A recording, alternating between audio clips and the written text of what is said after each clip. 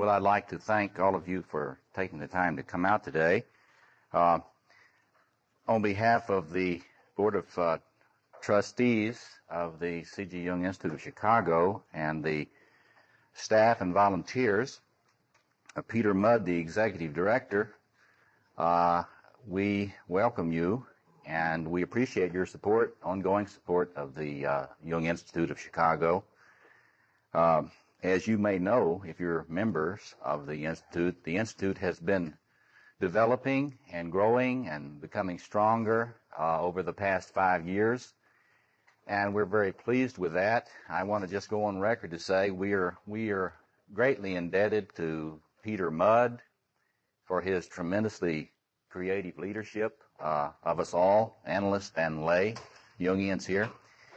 And you will be, I think, pleased, as I am, to know that as Jungian institutes go around the world, this institute is gaining a great deal of respect and appreciation among the international Jungian community for a lot of different contributions it's making. So we want you to know we really appreciate your continued support, and we hope you will continue to be members and encourage other persons to become members. Our book display will be out so you can see some of the books that are available in related topics. If you're new to the Jungian community and you have not gone up to our building in Evanston and looked at the bookstore there in the library, we encourage you to do so because we're trying to build a real resource for you. I personally have found in my ordering of books that the Jung Institute is faster and more expeditious in getting me the books I need for my own research than other places, so I hope you will take advantage of that. Let me just say we're such a large class today, I don't think we have time to go around and introduce everyone to each other. That's unfortunate. I hope that at the breaks and at lunchtime you will introduce yourself to other class persons and share your different interest in Jungian psychology and where you're coming from and so on. We're an ongoing community. I see many, many familiar faces from previous Jungian events, and that's one of the good things about being a part of the Jungian community here, because we do begin to form what we know in psychoanalysis today as self-object relationships with one another. And that's a good thing because there's too much alienation and loneliness in our modern society, and we begin to have some significance for each other over a longer period of time, and that's a good thing. Let me just say a bit about our agenda today. If you can see this board, we've got a lot of material, and I hope you brought your shovels today, because we're going to have to shovel real fast this morning because we've got a lot of stuff to cover. I'm going to read you a few stories of the thousands of stories that exist on this archetype. Then we're going to briefly talk about some different anthropological studies and history of religions and phenomenology of religion perspectives on this, what they have thought this is about in the past. People have struggled and struggled and struggled trying to understand what these stories are about. And there are a lot of perspectives. I will highlight some of the ones I think are interesting. And it's important for you to get these old theories down, because I'm going to try to give you a framework in which you can get a little feeling about how they were all probably a little bit right. All these interpreters were probably a little bit right about this stuff. Of course, I'm biased. If you are a Jungian in point of view and you have a sense about the shape and structure of the psyche, you have a place where you can put a lot of these different interpretations and see how they relate to each other. So that's what we're going to try to do before we're finished this morning. I'll just talk very briefly about some previous psychological theories of the trickster. I'll say a little bit about a Freudian view, a little bit about previous Jungian views, and then I'm going to context the trickster in the context of the work that I've been trying to do in the last 17 years or so, in trying to decode the deep structures of the self and try to lay this out a little clearer than we've been able to do before in terms of these basic quadrated aspects of the psyche. That is what Jung called the quaternio, and the fundamental fourfold structure of the human self. That is the little s self. There is a double quaternio, I believe, in the deep structures of the archetypal self, in which we have both male and female within us. And I'll lay that out briefly and locate for you how I believe the trickster is located in the deep structures of yourself. And I'll talk briefly about what I think it's for. Because if we have a sense of what it is in there for, in the deep structures, that is, why has this developed as an important component in the human psyche, we can get a little bit of sense about some of the confusion in interpretations. If you have a little sense about the oppositions that are built into the structure of your psyche, then you can understand why we have an oppositional figure that comes up in mythology. And then we will take a short stretch break in about an hour. Then we will go on to 12:30 sharp. We'll break at 12:30 sharp. You'll have 1 hour and a half for lunch. We will start promptly at 2. When we come back at 2, we will focus this on personal individuation and clinical issues for those of you who are therapists. And I will get very specific in how do you know when the trickster is operating in you? How do you know when it's not doing what it needs to be doing in you? That is getting very practical in terms of marks of this kind of thing. And I've come to believe that it is enormously important for you to have the trickster really online working for you in your psyche. And let me just say in advance why I think that's the case. Because if you do not have the trickster really accepted in your psyche and working well, you are going to over-idealize too many people. You're going to be too reverent. You're going to be hyper-reverent, hyper-idealizing of all sorts of people. And you know what that ends up being? That's a giving away of your power. So if you feel weak and impotent, I will guarantee you the trickster is not functioning well enough in a positive way in your psyche, because you're giving away your power in idealizations, in idealizing projections, and idealizing transferences. So it's not that you don't need appropriate idealizing transferences, you do. And there's another side to the pathology of the trickster, that is when the trickster is on full automatic. When it is on, I see you don't know about Uzis. When the trickster is on full automatic and you pull the trigger, it just goes over and shoots everything, including my legs, blows my legs off, you see.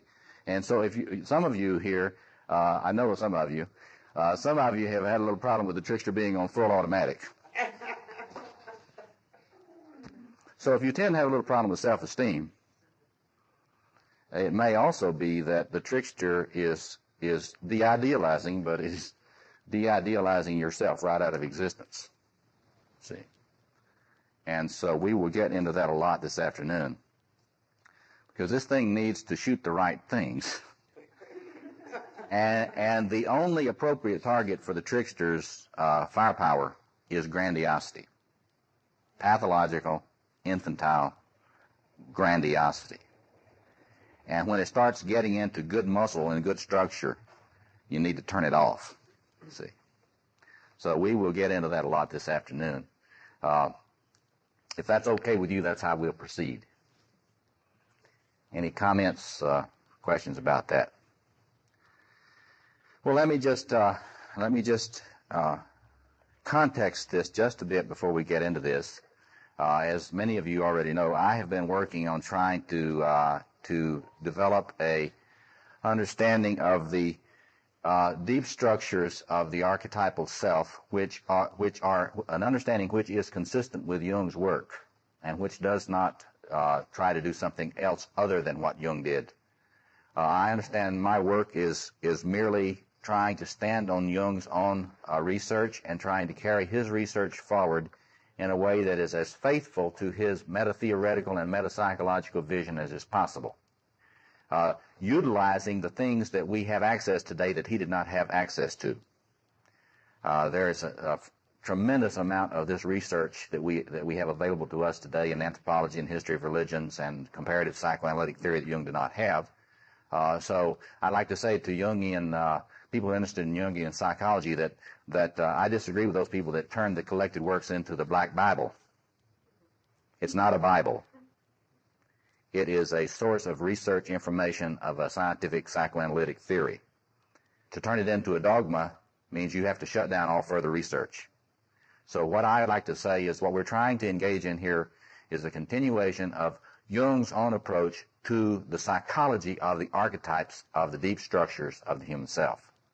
And that, I think, if you know anything about the different people in the fields, that differentiates me from a number of people in contemporary thought who are doing something else other than Jung's understanding of the collective unconscious and the objective psyche. Okay, let me read you just a few excerpts from the thousands and thousands of trickster tales. First of all, some of you have studied this material. What are some of the most popular figures in Native American mythology that represent this trickster? Give me some names. Coyote is the one that we know a lot. Can you think of others? Raven. We have Raven here today. Dan Raven. And he is one that we have to thank for this shit happened shirt. This is in the sector of the magician, when the magician is not functioning very well. But who else besides Coyote and Raven? Rabbit. It's very interesting to know that the Brer Rabbit stories come from that same tradition as hare. See, any others? Shakespearean fool. Yeah. Let's broaden it from Native American culture for a minute, and let's lift up other mythological motifs or figures that you think are related, or symbols that are related to this particular archetypal aspect of the psyche. What else would you say? The Joker in Batman is great. That's great. Roadrunner and Coyote, yes. Nasrudin. From what tradition? Sufi tradition. Yes. Hermes from the Greek tradition. And flag that, because I want to use that later when I talk about Victor Turner and liminal and liminoid phenomena as a location for this. Hermes, the god of the threshold, see. Any other mythological figures? Yes, great. Harlequins, clowns. You see a lot of this stuff if you look at the art of Picasso. You see this figure a lot in Picasso's art. In fact, if you don't understand about the trickster archetype and you look at Picasso's art, you're going to miss a lot of what's in there in terms of insight. Other figures, yes. Carnival, the Prince of Fools. The whole idea of Carnival, Mardi Gras, and flag this and make sure I get back to it before lunch, and that is anti-structure, the whole concept of anti-structure, which is related to Carnival and these periods of time in which there is a reversal in culture. Anything else? What about Hindu tradition? Hinduism. Think of any trickster figures in Hinduism? Narada, who plays somewhat like what Angel Gabriel does. Narada, and who else? Think about major traditions. Think about Krishna. There's much trickster stuff in the mythology of Krishna, especially the child Krishna. But a lot of Krishna sneaking around and having sex with everybody else's wives. That's trickster phenomena. You see this clearly in the Native American. Coyote is always going around, getting his penis, and it goes down. He sends it down under the lake, and extends it over there, and there's this pretty princess over there, and he has it go under the lake. Got her. See, so there's a lot of that in there. There's a lot of that in the Krishna traditions, and actually, if you study Hindu and Indian culture, there's a tremendous amount of this energy that is available there in the culture. There's so much of a sense of play. And the whole idea in Hindu mythology of a god who is represented with lila, play, who's not all that serious, that is this sector operating. the sense that somehow there's something divine about irreverence. Now, Christians don't like this too much. In the Christian tradition, the trickster gets seen as Judas. who else? Judas is one. Who else? Satan. There's Christ the fool, and there's also this image of, in Godspell, of Christ, the clown figure who becomes that. But in Christianity, one of the things we need to talk about briefly, we don't have a lot of time to deal with it, and I've done it in other lectures on evil, the psychology of evil. But Christianity tends to have an archetypal split in it in its concept of evil. And one of the things we might just briefly talk about today is the way in which Jung's understanding that somehow there's got to be a healing of a split between Christ and Satan. While there are some subtleties in Jung's view of evil and so forth, the idea, if you understand that Christianity tends to put the trickster lover on Satan, and Christ tends to be in the fullness of, not the liberal Christian myth, but in the fullness of the Christian myth, Christ tends to be seen a lot as a warrior king, Messiah, warrior king. You can see what Jung's talking about here about wholeness. Wholeness being a reunion, and we'll get to this and lay it out for you, a reunion of the trickster lover or magician lover and the warrior king to have wholeness in the psyche. So there's some, I don't like to call that the union of good and evil, because I don't believe that's the way it should be said. Because I view evil as the splitting itself, not the trickster lover. I don't view the trickster lover as evil. I think the split is what is evil. But anyway, so we could go on, and just in this 2-volume dissertation by Mac Linscott Ricketts, you see the enormity of the complexity of this figure in North American Indian traditions. So this is I want to lift this stuff up in the context of Jungian thought and Jungian hermeneutics, Jungian theory of interpretation. Because when we talk about something being archetypal, we are arguing that this is extremely widespread in human experience, and that it is very probably not simply personal, or simply ethnic or culturally based.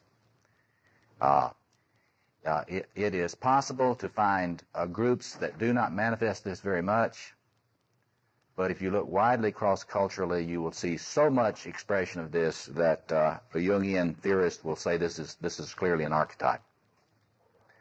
Okay, so let me read you a story or two to give you a little feel for this. If we had Michael Mead here, he'd drum and tell you one of these. Should have had some drummers come. Okay, this is the creation story.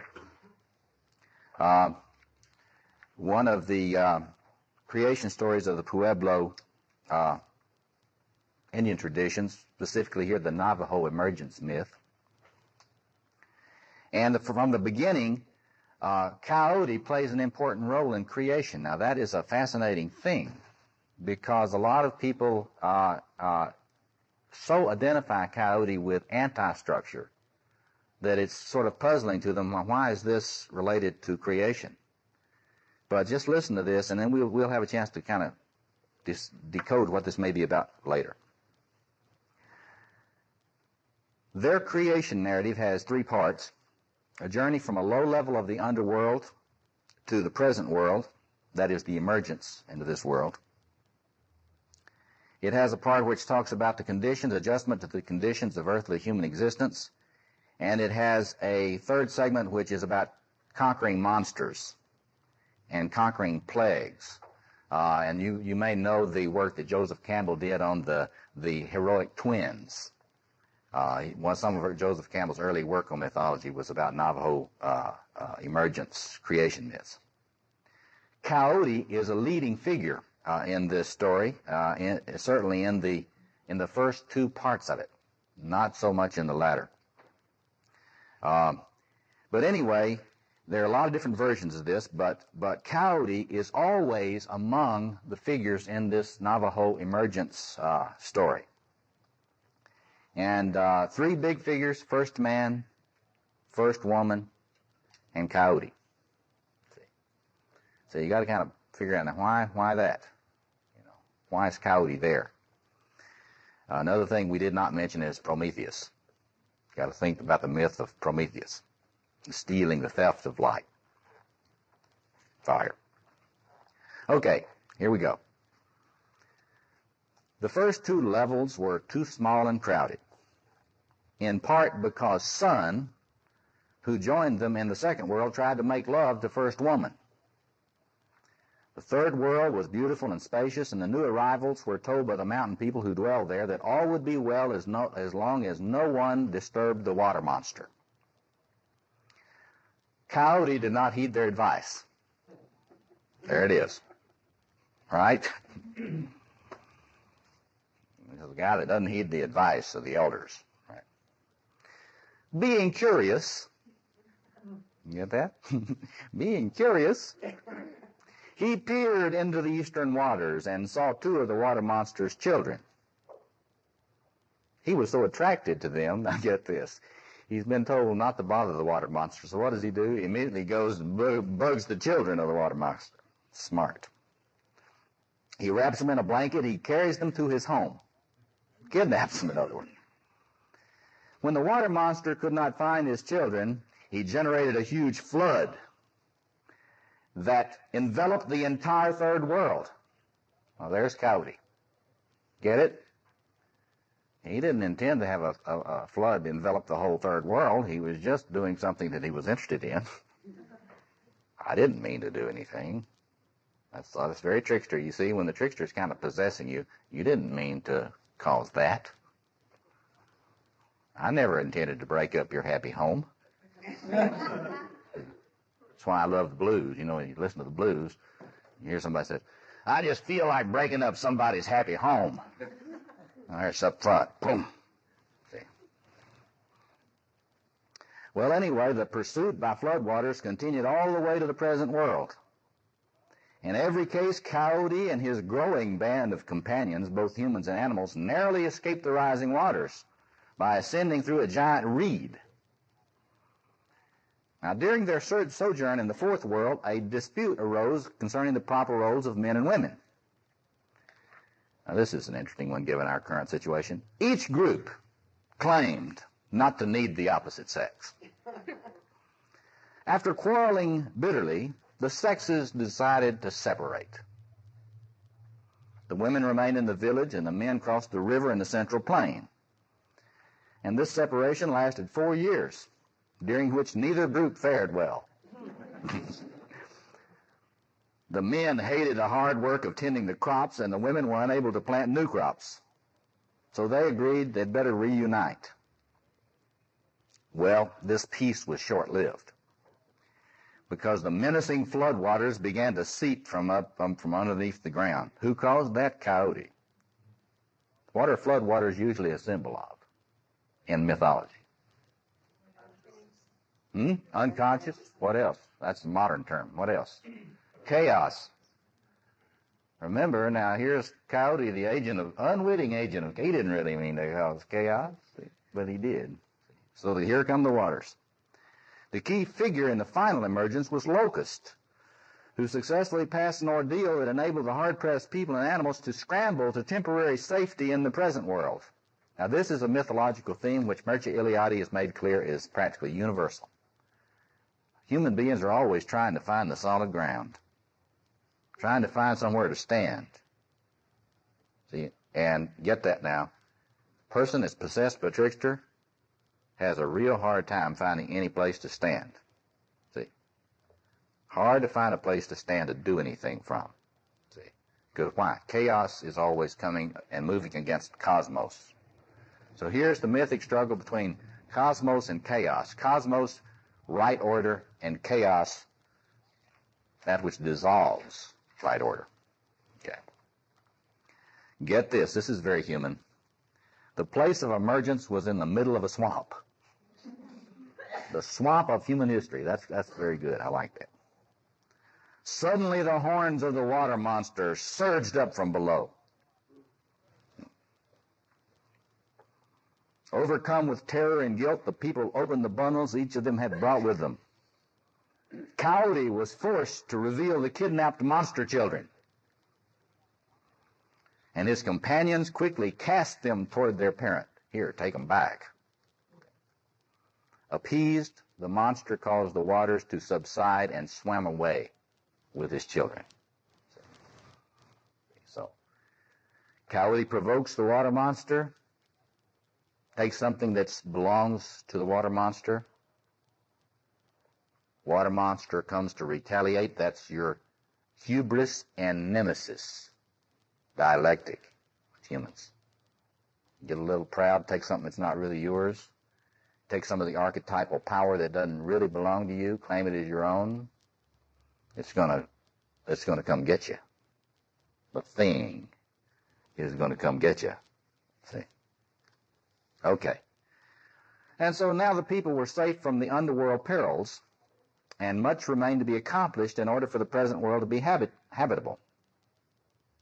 Now, interestingly, Coyote is both an instigator and an interpreter of the events which lead the creation to be formed more, to be gradually much more delineated and differentiated.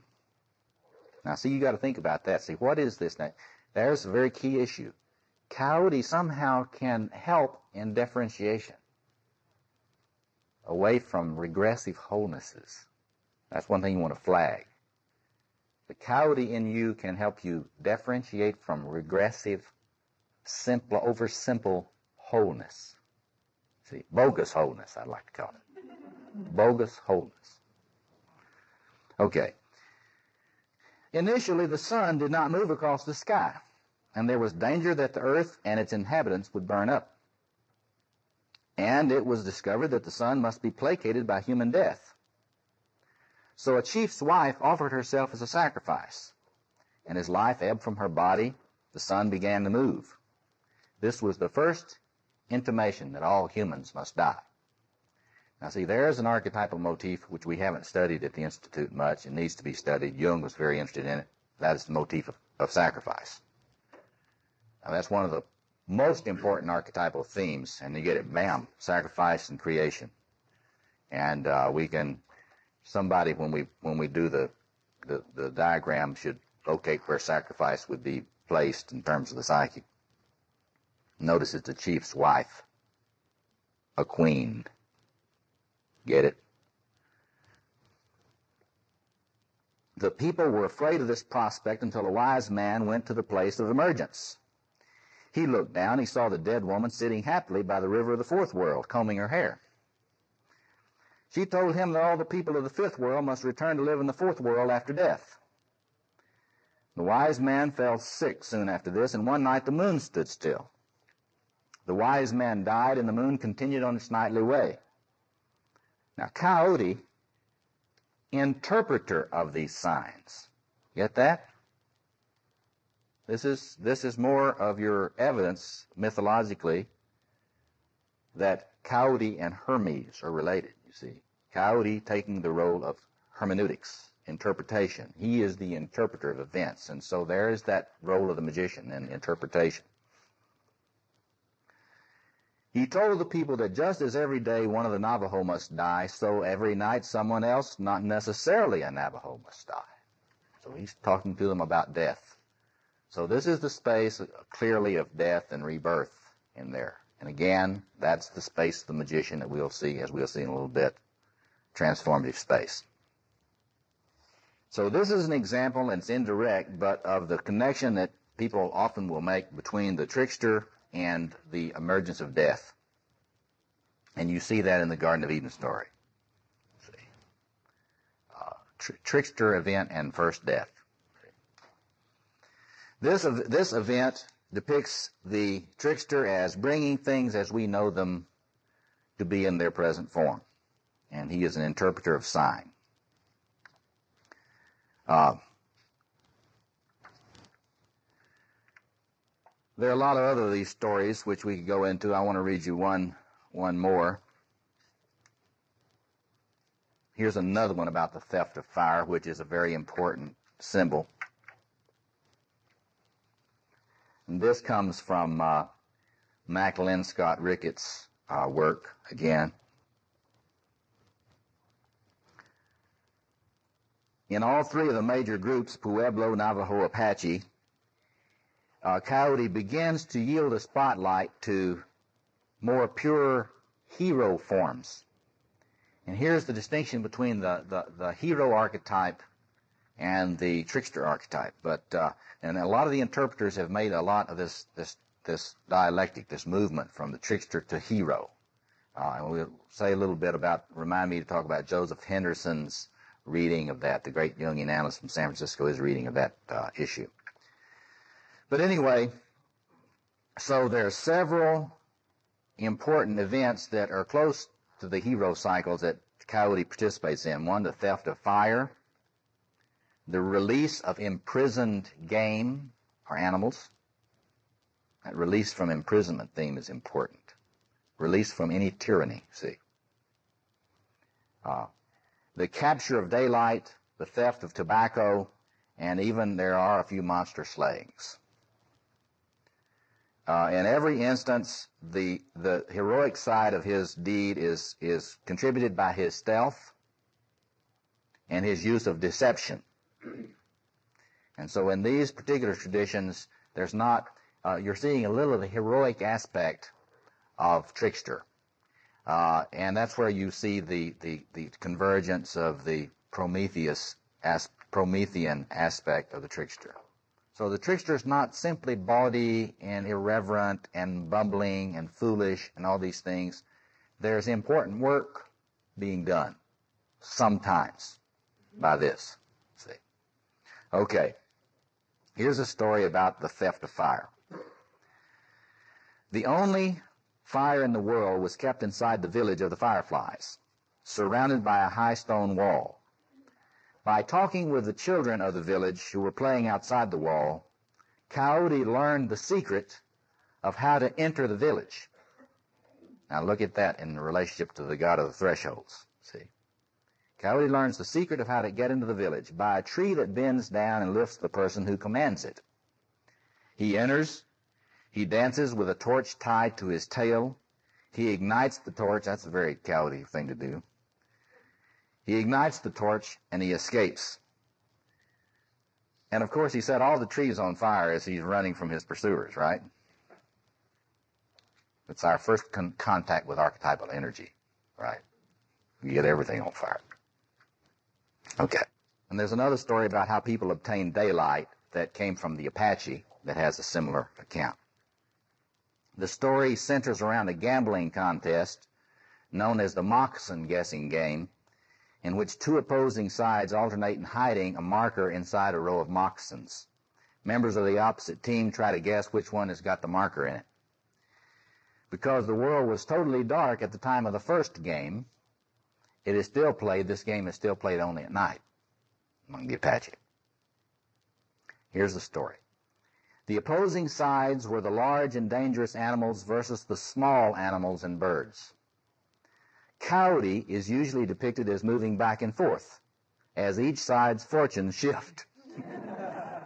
Okay. Although Western Apaches often will portray Coyote as the leader of the small animals. And see, this is important, and you'll think about this in your own psyche. If you have a lot of trickster stuff, you probably felt like one of the small animals in your family. See? Because if you feel real small and not very heavily armed, you're likely to develop a lot of trickster stuff to stay safe. See? So there it is right there. The stakes were high. If the big animals won, there would be perpetual darkness. If the small animals won, daylight would result. In addition, the winners would get to eat the losers. Okay. So the small animals devise a strategy. Gopher tunnels underground to see which moccasin contains the hidden marker. And as a result, the small animals are victorious. And just as the sun begins to rise in the east, they fall upon the large animals and deprive them of their weapons, such as teeth. Some of the big animals, including bear, escape and thus propagate the species. Although Big Al sounds like a Chicago animal. Big Owl is killed in the melee. Little Owl emerged from his body. And it's due to the wish of this little owl that we still have some darkness. It would be a light all the time if it wasn't for him. So we could go on and on with these stories, but I want to move toward giving you a summary of some of the traits of these stories, because we could go on reading stories all day and for weeks on these things.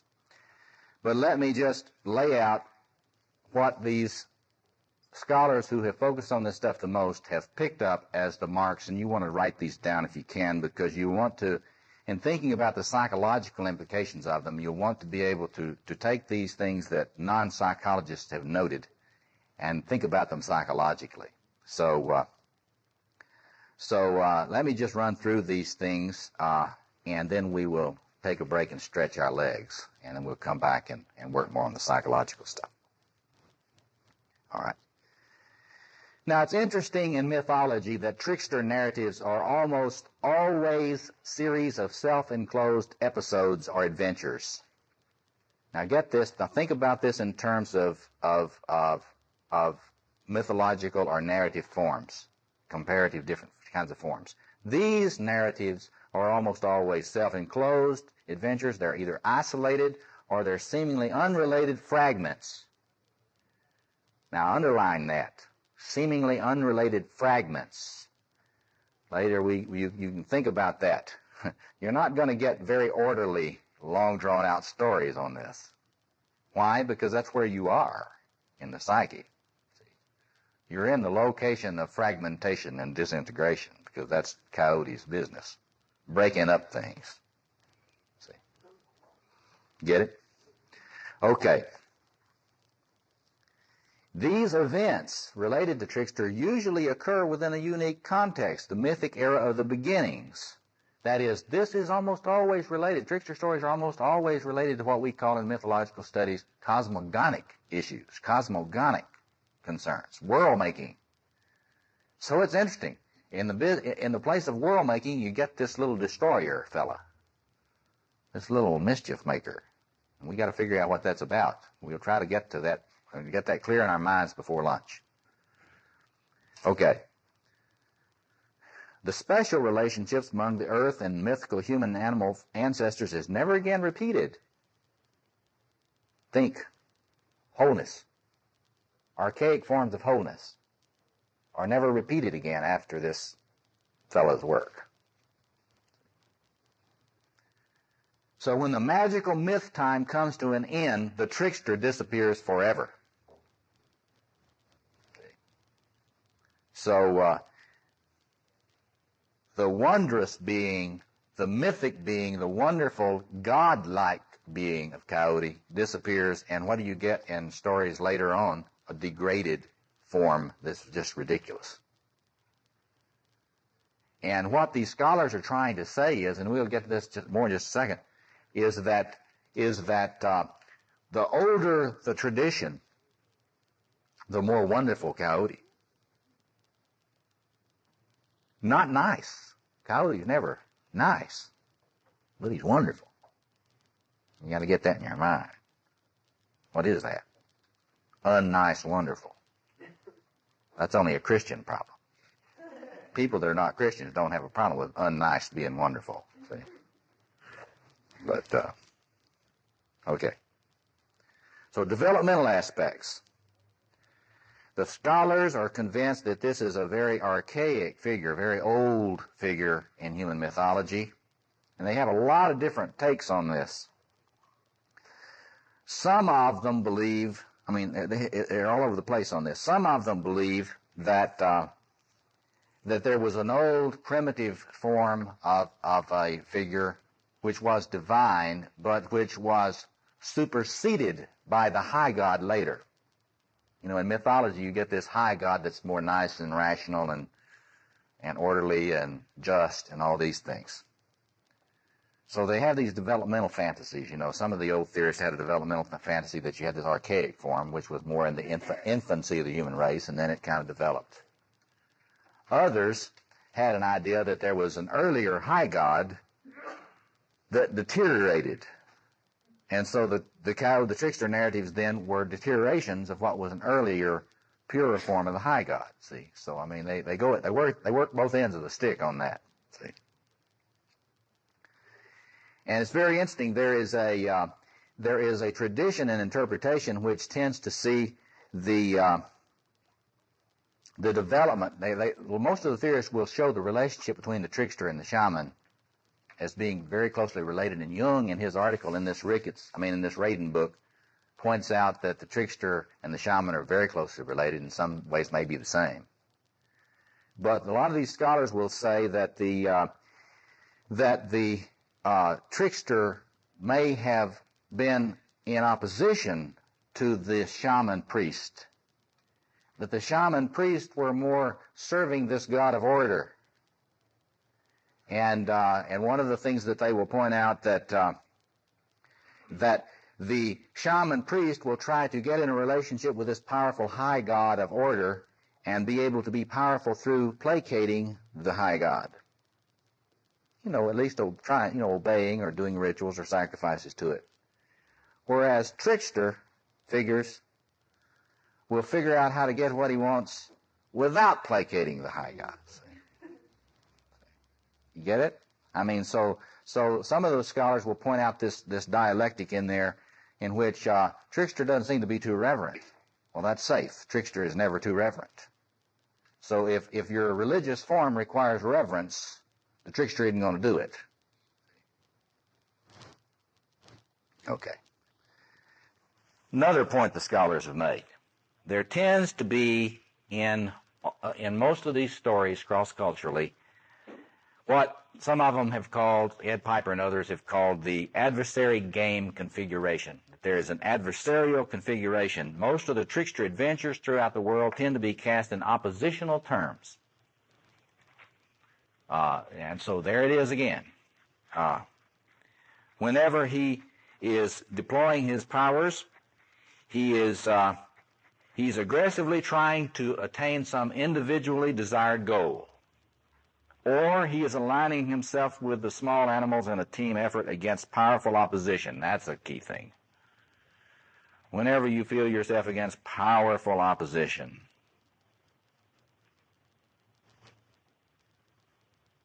So he's really willing to cheat to get what he needs, get what he needs to be done accomplished. When he sets out alone against a powerful adversary, he employs deception, disguise. There's the camouflage aspect of the magician. You see it right clearly there. His ability for self-transformation, that is, form changer, shapeshifter, always in that configuration. This is behind the Wizard of Oz thing.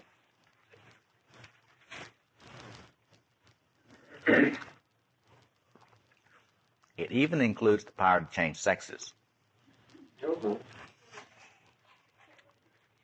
So if you've had a little problem with gender identity, trickster stuff going on probably.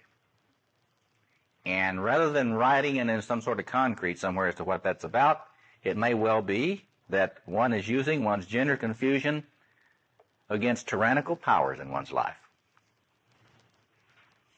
And think about that. Think about gender politics and even the politics of gay culture and arbitrary tyrannies.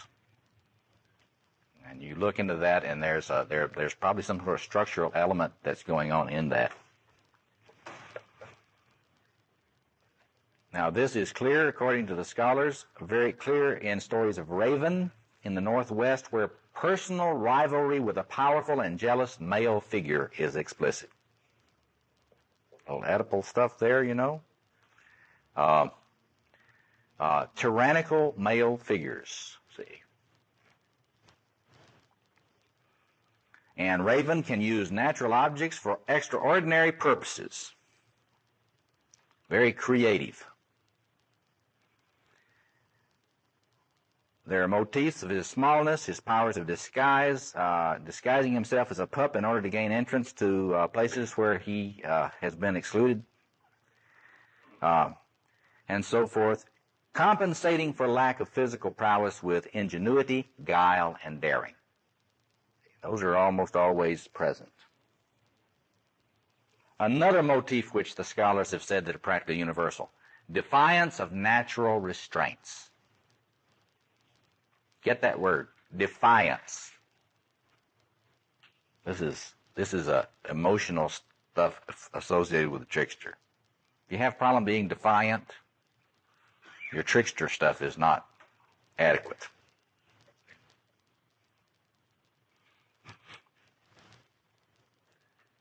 It's also interesting that his physiological needs are often enormous and insatiable. And he's often characterized with aggressive, very self-serving sexuality and wanderlust. There are widespread accounts of the size, the enormous size and maneuverability of his penis.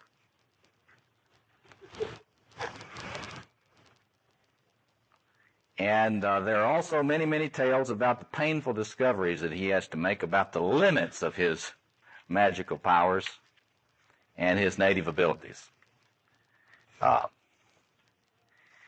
Even if you have the most wonderful dick in the world, there are some things it can't do. See? That's one of the things that is always a problem for the trickster. I'm going to try to accomplish everything through this. And those of you who had a little problem acting out in your lives, and you've tried to create a life by acting out, have noticed that it doesn't create a world. And this is where these trickster stories get into the issue that you cannot create structure with anti-structure. In other words, you finally cannot live your life out of this archetype. You must have this archetype, but you cannot build a life out of this archetype. And if this archetype is too powerful in your personality, you will notice something. You start a lot of things, but you never finish anything. Yeah. The trickster would be a good indication of addiction. Lyle says the trickster would be a good indication of addiction. In what sense? I think you're probably right, but now what are you seeing there? Is that if you're denying the addiction and saying this doesn't really exist, the trickster is going to come in through the back door and say it's going to hit you over the head with it. Yeah, there is the aspect, the self-destructive aspect of the trickster. The trickster doesn't start out to be self-destructive. He doesn't intend, he's not masochistic in any kind of intentional way. He just starts out to do something which is logically impossible, like sitting on his own lap or something, you know. And it doesn't work. And as you say, it comes in the back. The arrogance of what he's trying to do is not evident to him, and is only evident to him after he is, like somebody said, Roadrunner, after he has fallen 14 stories or something, and is in a heap on the ground. So the self-destructive quality, and remember, see, I think that it's really cruel to the way a lot of people talk about masochism. See, I don't think people are interested in hurting themselves. And what we call masochists are people that are very self-destructive, but I don't really think they're starting out to really be self-destructive most of the time. I think they got a lot of this trickster thing operating. We'll get a lot more into examples of that sort of thing, but anytime one tries to find a place to stand in this archetype and live one's life out of it, it will blow up on you. All right. So there are themes that converge, many of them around defiance. And so a lot of theorists have said that the character of the trickster seems to be very, very childish or childlike. And I'll get in just a minute into some of the Freudian interpretations which really see it as childish and archaic id phenomena. The trickster has boundless energy, seems to be totally self-centered.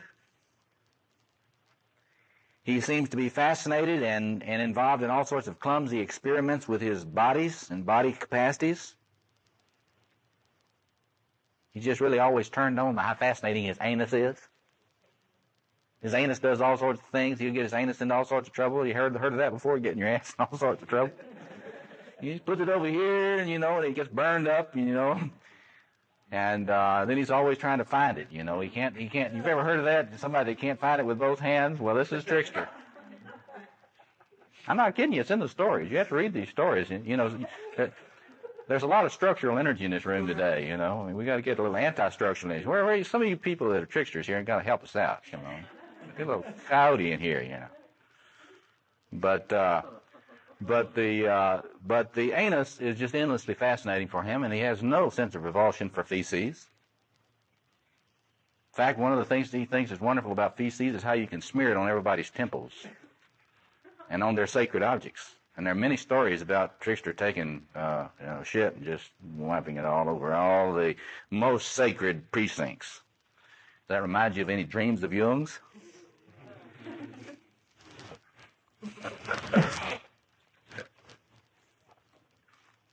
He has an amusing kind of ignorance about the ways of the world, and they say that this conveys something of an awkward and aggressive curiosity, and in which he moves brazenly. That's a wonderful word. He's brazen. He moves brazenly from one exploit to the next.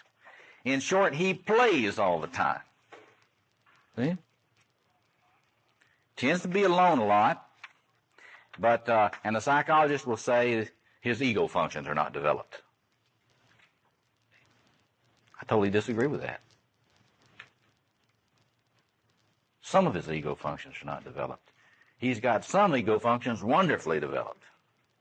This is the Christian bias. See, they think those are not ego functions. Those, that kind of stuff's not ego function. That's ridiculous. Those are ego functions. I wish we had more people with some of those ego functions. People would kind of get amused at me celebrating the achievements of addicts and borderline personalities, because they don't think they have achievements. I think they have enormous achievements. And I think you have to get to where you can see that people who we tend to diagnose as really crazy have achieved a lot of the things that the therapist has not achieved. And we'll see that a little more clearly. Most psychotherapists have not achieved the things that the person that's dominated by the trickster has achieved. This is true if it's automatic or compulsive, but you see, what we tend not to notice is that somebody that's got a lot of king or queen and warrior energy that's on automatic pilot is no healthier than somebody that is on trickster and lover automatic.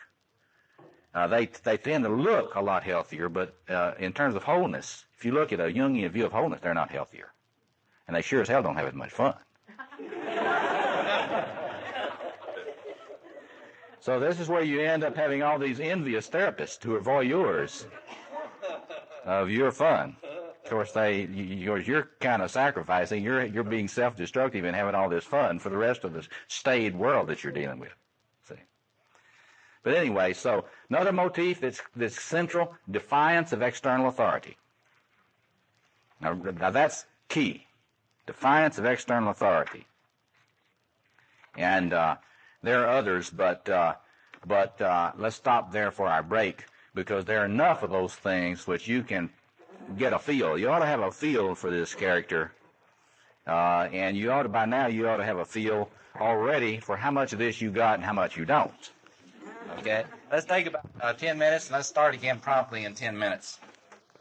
What I want to do just quickly is to talk about some previous psychological interpretations, and then I would like to locate Trickster in the psyche as I understand it. And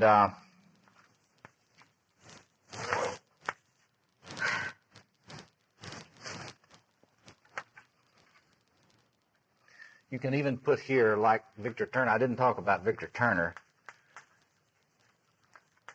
but Victor Turner's concepts in his work on ritual of the relationship between structure and anti-structure, between structure and communitas, between hierarchical organization and egalitarian relationship is clearly evidence here. Trickster is on the side of communitas. Trickster is on the side of anti-structure against structure. Because Victor Turner, if you don't know his work, it's very important. Start with his book, The Ritual Process. Until his death a few years ago, he was the most outstanding cultural anthropologist, I believe, in the world. And right before his death, he and I were working together to bring about a rapprochement between his work on ritual and Jungian psychology. And one of the last things he did before he died was to come to a conference that we held here in Chicago at the Oriental Institute on ritual process and human adaptation, in which he, in the keynote address, he came out and essentially saying that the Jungian approach to the psyche was the most adequate for understanding the relationship between cultural and physical anthropology. You can see that essay, if you have not read it, in the journal Zygon, Journal of Religion and Science. Body, Brain, and Culture is the title of the essay. It's October of '83. Probably the most important essay that has ever been written on this particular topic.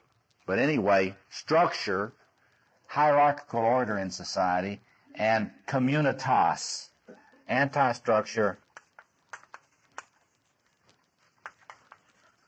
or communitas, which is, if you go to a blues joint in Chicago on Saturday night, have a few beers, and stay a long time to about 2 in the morning, you get a sense of communitas. It's very hard to find any racism in a blues joint. 2 o'clock in the morning in Chicago on Sunday morning, 2 o'clock. It's very hard to find a racist in the room. It's very interesting. Find them, a lot of them on Tuesday, but not on Saturday night at Blues or Kingston Mines or somewhere around here. But anyway, so let me just say, the Freudians, according to the scholars, tended to interpret trickster phenomena as very archaic and regressive, childish, basically, undeveloped, no ego structures, basically in classical terms, id phenomenon. The trickster is the id. See.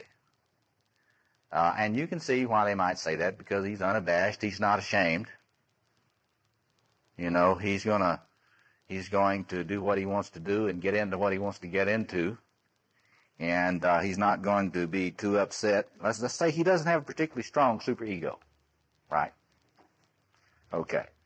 And they tend to interpret in that way as a kind of a regressive form or regressive phenomenon.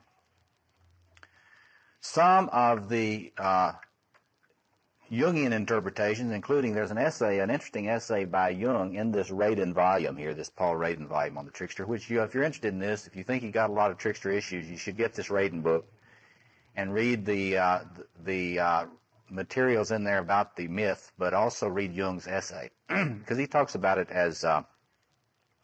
as relating a lot to the shadow.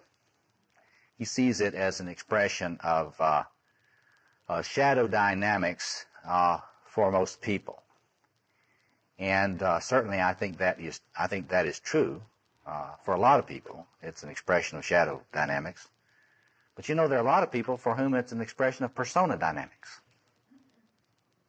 That is, there are a lot of us, maybe some in this room, I won't point any fingers, but there are some who are in this room who are organized around this, and it's not in the shadow at all. What is in the shadow is the opposite.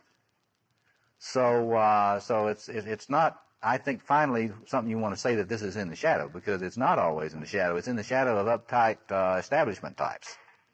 See? Can it be in both? Say that again? Can it be both in shadow and in... Well, unless you're very loosely organized, it probably would not be. I'm serious about that. Now, if you tend to be very loosely organized as a personality and tend to move from being straight a lot of the time, and then you go into periods of totally wild acting out for a while, and then you come back to being straight, then it could oscillate. But most of us, the fact is most of us tend not to be all over the place like that too much, except when we're really regressed. And yeah. Mm-hmm. Yeah, yeah. But if an addiction is, she said that sounds like an addiction going on. But if an addiction is really is not in a state of remission or something, I mean, there is so little stability that you would never accuse the addict of being that stable. But let me go on here. Okay.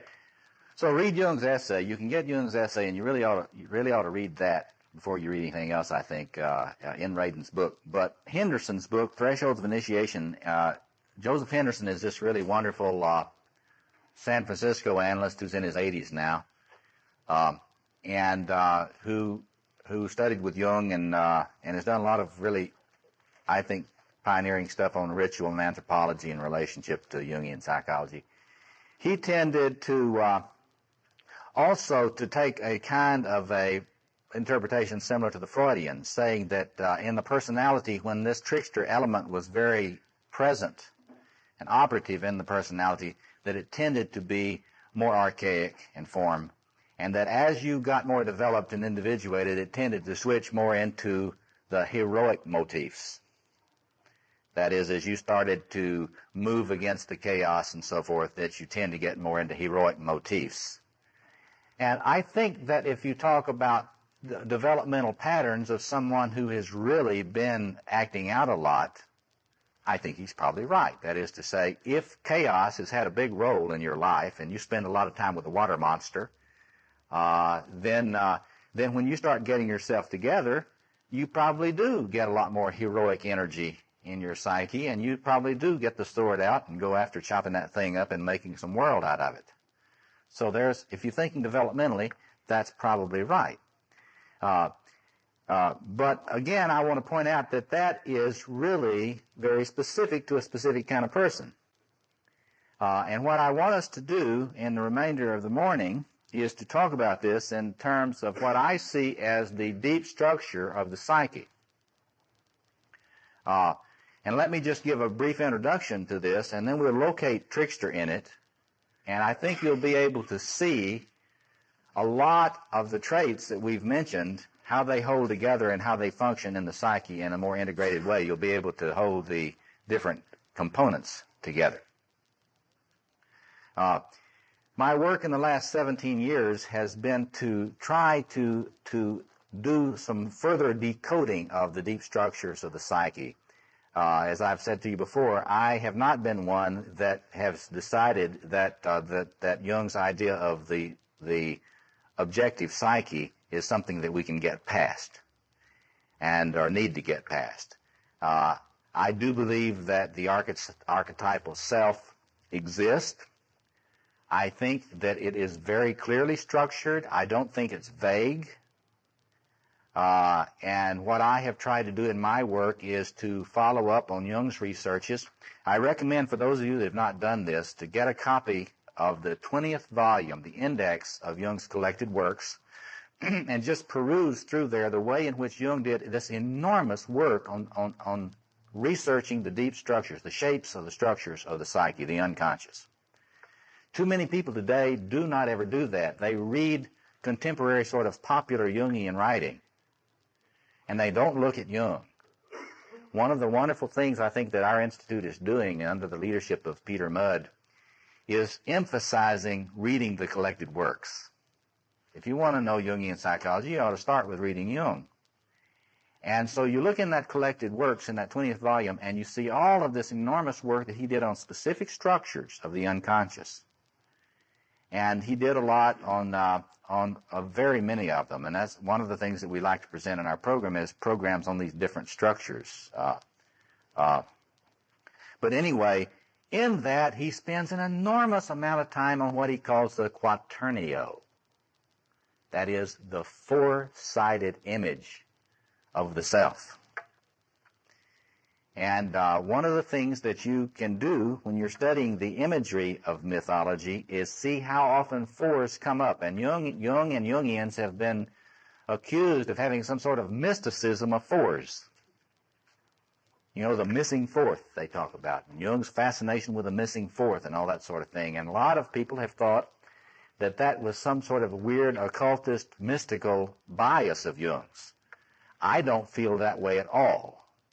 I think Jung was incredibly pioneering in getting a clarity about the fourfold structure of the self, the little s self, the eightfold structure of the deep archetypal self. As I like to tell people, the Egyptians had in their creation myth that there were 4 couples of gods that came in the cosmogony. In my view, that's a reflection of the double quaternio that Jung talked about as the deepest structures in which the male and female aspects of the psyche are integrated in your deepest self, has 8 structures. 4 couples, like the Egyptians said, and I lay that out in a lot of the tapes and lectures that I've given. But in terms of the male psyche or the female psyche, that is what you're trying to develop, and we say our ego or our little s self, when you're trying to individuate, when you're trying to develop your mature self, there are 4-fold aspects. I read to you that Navajo emergence myth. You need to get the paintings that come out of that Navajo emergence myth, either from Campbell's work on that or from some of the other works that Princeton University Press has published on those emergence myths. If you study the mythology just of the Navajo, you see it so clearly. The self is presented in sand paintings, 4-fold structure, carefully balanced mandalas, 4-fold structures. It's very interesting. There are in Navajo mythology there's a clear presentation of 4 snakes. There are 4 snakes, not 5, 4 snakes. And I think they were incredibly intuitive in understanding that there are 4 fundamental different forms of libido in the human psyche. Not 5, not 6, but 4 forms of libido takes. And they correspond to the different structures. My work has been to try to decode what that 4-fold structure of the quaternio is. And this is what I have come to believe to be literally the case. That is to say, this is not, in my view, an arbitrary distinction. This is the 2-fold oppositional structure of the psyche, I think, in both men and women. And I have focused most of my work on masculine psychology. But let me just lay out what I believe these structures to be. And I think if you would look at comparative mythology, at the images, look at your tarot decks, look at traditional card decks, look at the imagery of Camelot, look at the Arthurian legends, look at comparative religion, look at all sorts of sources. You will notice that there is an image of a ruler figure in patriarchal systems, king. But there are places where you can see clearly the images of the queen, including that story I read to you a while ago, the chieftain's wife. See, you have always with a ruler advisors. You see this clearly in biblical traditions, as for example with David the king, you have Nathan the prophet. See, you have Jesus the king and St. Peter. You have Jesus the king and John the Baptist, the Magus. See? And you have Arthur the king and you have Merlin the magician. You also, in mythology, if you look clearly at it, you will also always have images of the lover, Eros, the god Eros. We can go through Greek mythology on this. Zeus, what? Lover in Greek mythology. Aphrodite in the feminine, you could just say Eros for the masculine. What god for the magician? Hermes. What god for the warrior in aggression? Ares, or in Roman tradition, Mars. Traditional mythology, earth, air, fire, water. Get that? Earth, the body. This is the body quadrant. Earth, air, that is to say the dimension of spirit, which provides the vision of correct order, the visioning of order, of right order, of justice. The visioning, not the force. Where does the force come? This is the force. Where you get necessary force, there's not but one place you get necessary force to do anything. There's where you get it, in this quadrant of the psyche. The magician's quadrant of the psyche has interpretation. Yes. Oh, I'm sorry. I'm sorry. I don't know how we're going to... Let me move this back. Yes. Can we push this out just a little bit? Well, let's see. Maybe I'm going to get off of this in a minute. But if you need to move where you can see this, because I think it's important for you to get this structure. When Jung was looking at Freud and Adler's work, he was puzzled because they discussed cases, but they would do it from a totally different way, but they both seemed to be right. Freud would work with this axis: love, eros, and thanatos, he called it, aggression. Constantly working this axis. He could interpret cases according to this axis, and Jung would say, he always seems to be right to me. Adler would always interpret things in terms of power and social interest. And the whole concept of horizontal rather than vertical social relationships. And Jung would say, it seems like Adler's always right when he does that about these cases. And then Jung said, I believe it must be a matter of typology. It must be in their perception. So one of them is this type, and the other one is of that type, and when they look at the case, they interpret it according to their own typology of perception. There's probably some truth to that. But I say that's not the fundamental reason they saw different things. The fundamental reason is that there really is present in the psyche two different dialectical oppositions that are really in the structure of the self and not just in the perception of the analyst. That is to say, you can look at your personality and do a careful analysis of how you're doing on this axis, and you can do a careful analysis of how you're doing on this axis, and you will be talking about right things, and your perception, if you're very good at it, will be accurate, and you will be in a clinical case conference, you'll be able to make excellent points and back it up with evidence. But if you do not have the awareness that Jung never saw through that, he never saw through to this. And if you look at his diagrams, all the diagrams of the Quaternio, he was fascinated with them. He knew somehow they were the self. If you look in volume 9-2 of Ion, he even diagrammed what I thought I had originated. I was so proud of myself. I thought, boy, this is really wonderful. I figured out the geometrical structure of this. And so then I opened up Ion 9-2, and there it is. Double quaternio. Pyramid on top of pyramid. Look at those. If you don't have that, you need to look at that. The double quaternio is laid out in his essays on the structure of the self. He understood. He had it.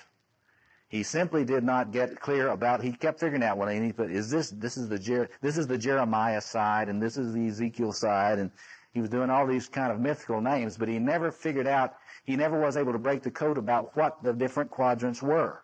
And I think this is what they are. And I think if you look carefully, you'll be able to see the tensions in these things. And I think you have to have a sense of the geography of this structure of the deep self to have a sense about where the trickster is, where you locate the trickster, and why it has these ambivalent qualities, both positive and negative qualities. Because if you don't have a sense of the structure of the deep psyche, you will have a trouble understanding why he's positive and negative. You'll have trouble understanding all these different stories about him and how they tend to be integrated in their structure.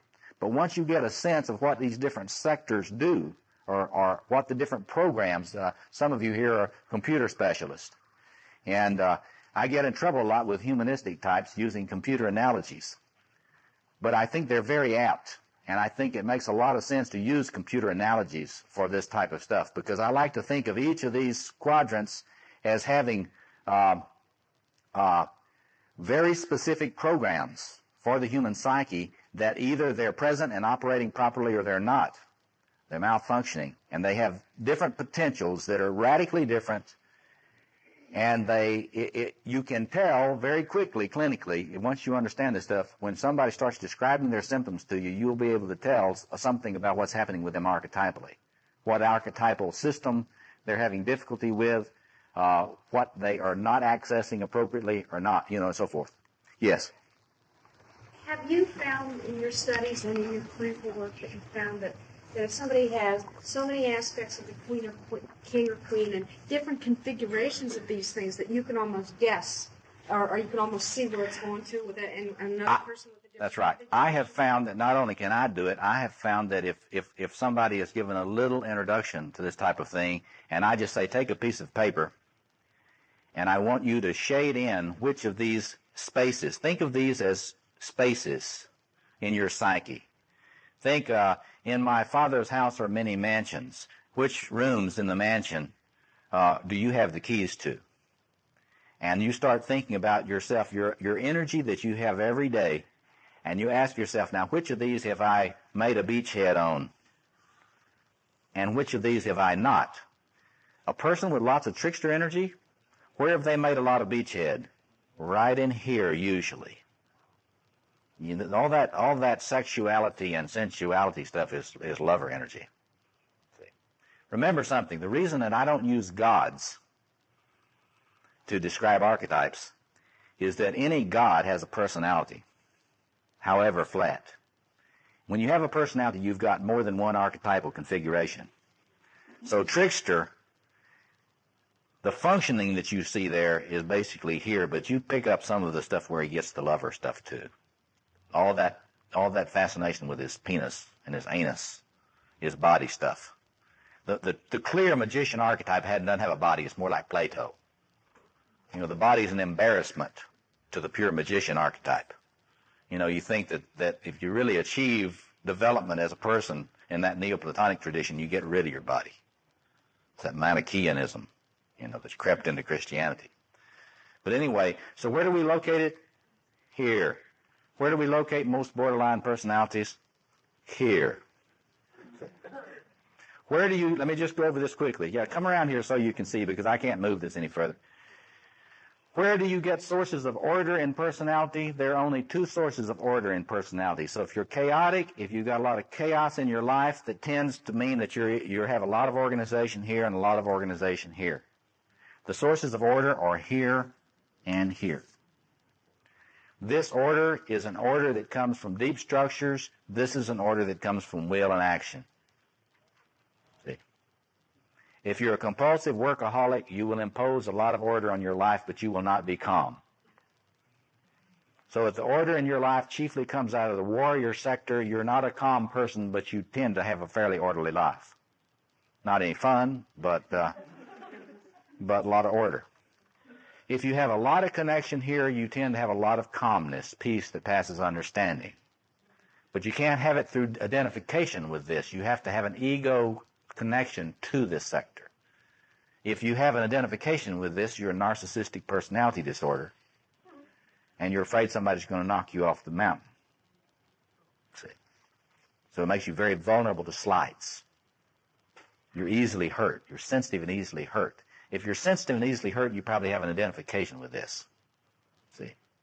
You follow me? Okay. If you tend to be detached, very personally detached in your life, you don't have a lot of friends, you don't really have a lot of eros for your friends. When you're honest, you admit you don't really need them. You're in this sector.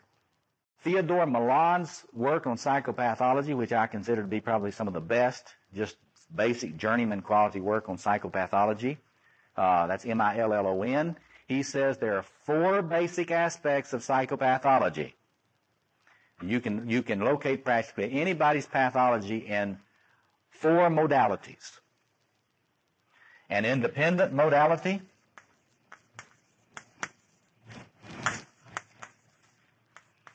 a dependent modality,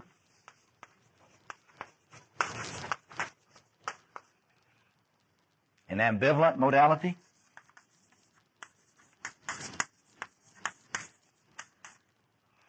and a detached modality. He says you get active and passive modes. in each of those. But I think it's no accident.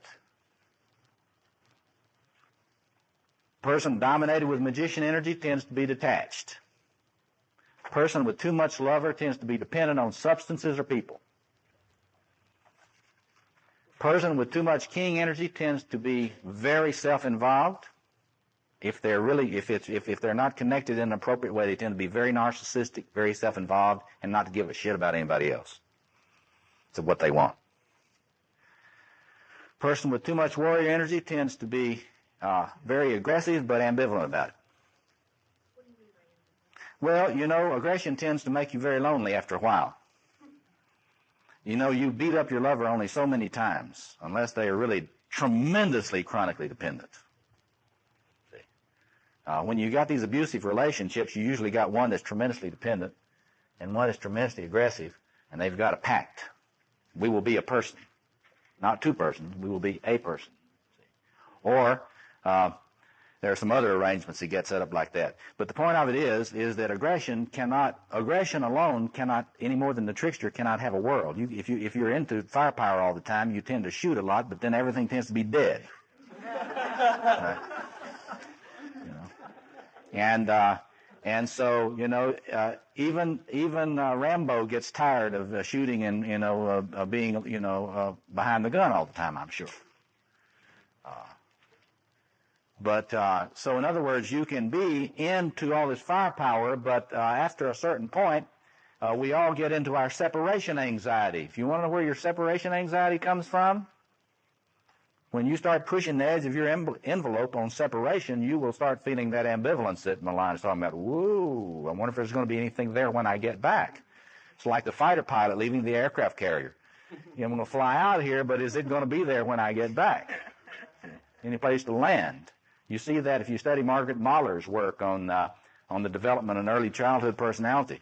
This is that dialectic, going out, separation. Will there be any place for me to stand when I get back? So, trickster, in my view, you can see that you locate all of trickster for the most part in here.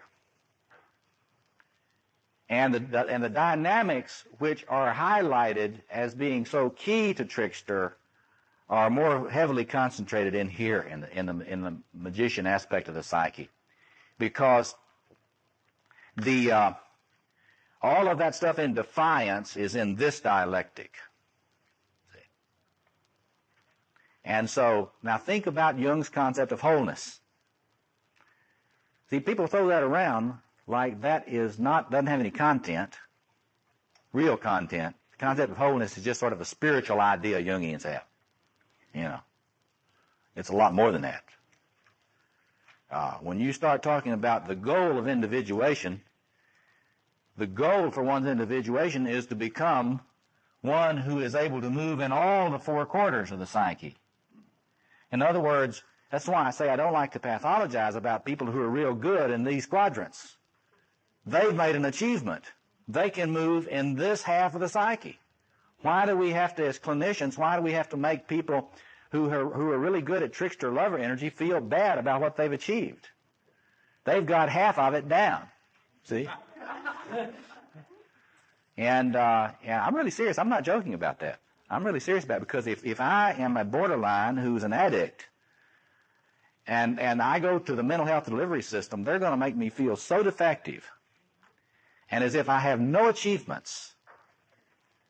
And the really uptight ones, the ones that all went to graduate school and, you know, they never had any fun, but they went to graduate school, went to medical school or graduate school in psychology, and they had their PhD when they were 24 or something, you know. Think about that. All these wonderful psychotherapists had their PhDs when they were 24, and they know so much about life. You know. So they sit there and they look at you, and they're looking at their shadow. And so the borderline is sitting there looking at their shadow. So when these Jungians say, well, the trickster is the shadow, I say, yeah, right. The shadow of the therapist. You follow that? It's the shadow of the therapist, but it's not the shadow of the borderline addict. I mean, the borderline addict is looking at the shadow, and the person of the person that didn't do anything but go to school and be responsible. See? So what is wholeness? Well, the Jungian concept of wholeness is not an empty spiritual concept. It is a fundamental, in my view, it's a fundamental metapsychological, psychoanalytic reality.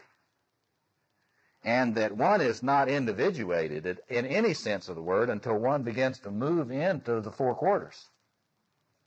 And so when we talk individuation, that's not just some misty, spiritual, mystical, occultist speculation of Jung. If you really look clearly at this thing, if you look carefully at that and you think about yourself, you can get a little take on what your individuation task is. In fact, at lunch, if you really want to meddle a little bit, just take your piece of paper with you and shade yourself in. And don't be perfectionistic. Don't just put in where you've got it integrated in a mature way. Put in the energy that you're familiar with, that you know is you. And start shading yourself in. Now, I did this the other day when we were working on Wednesday, and had some people.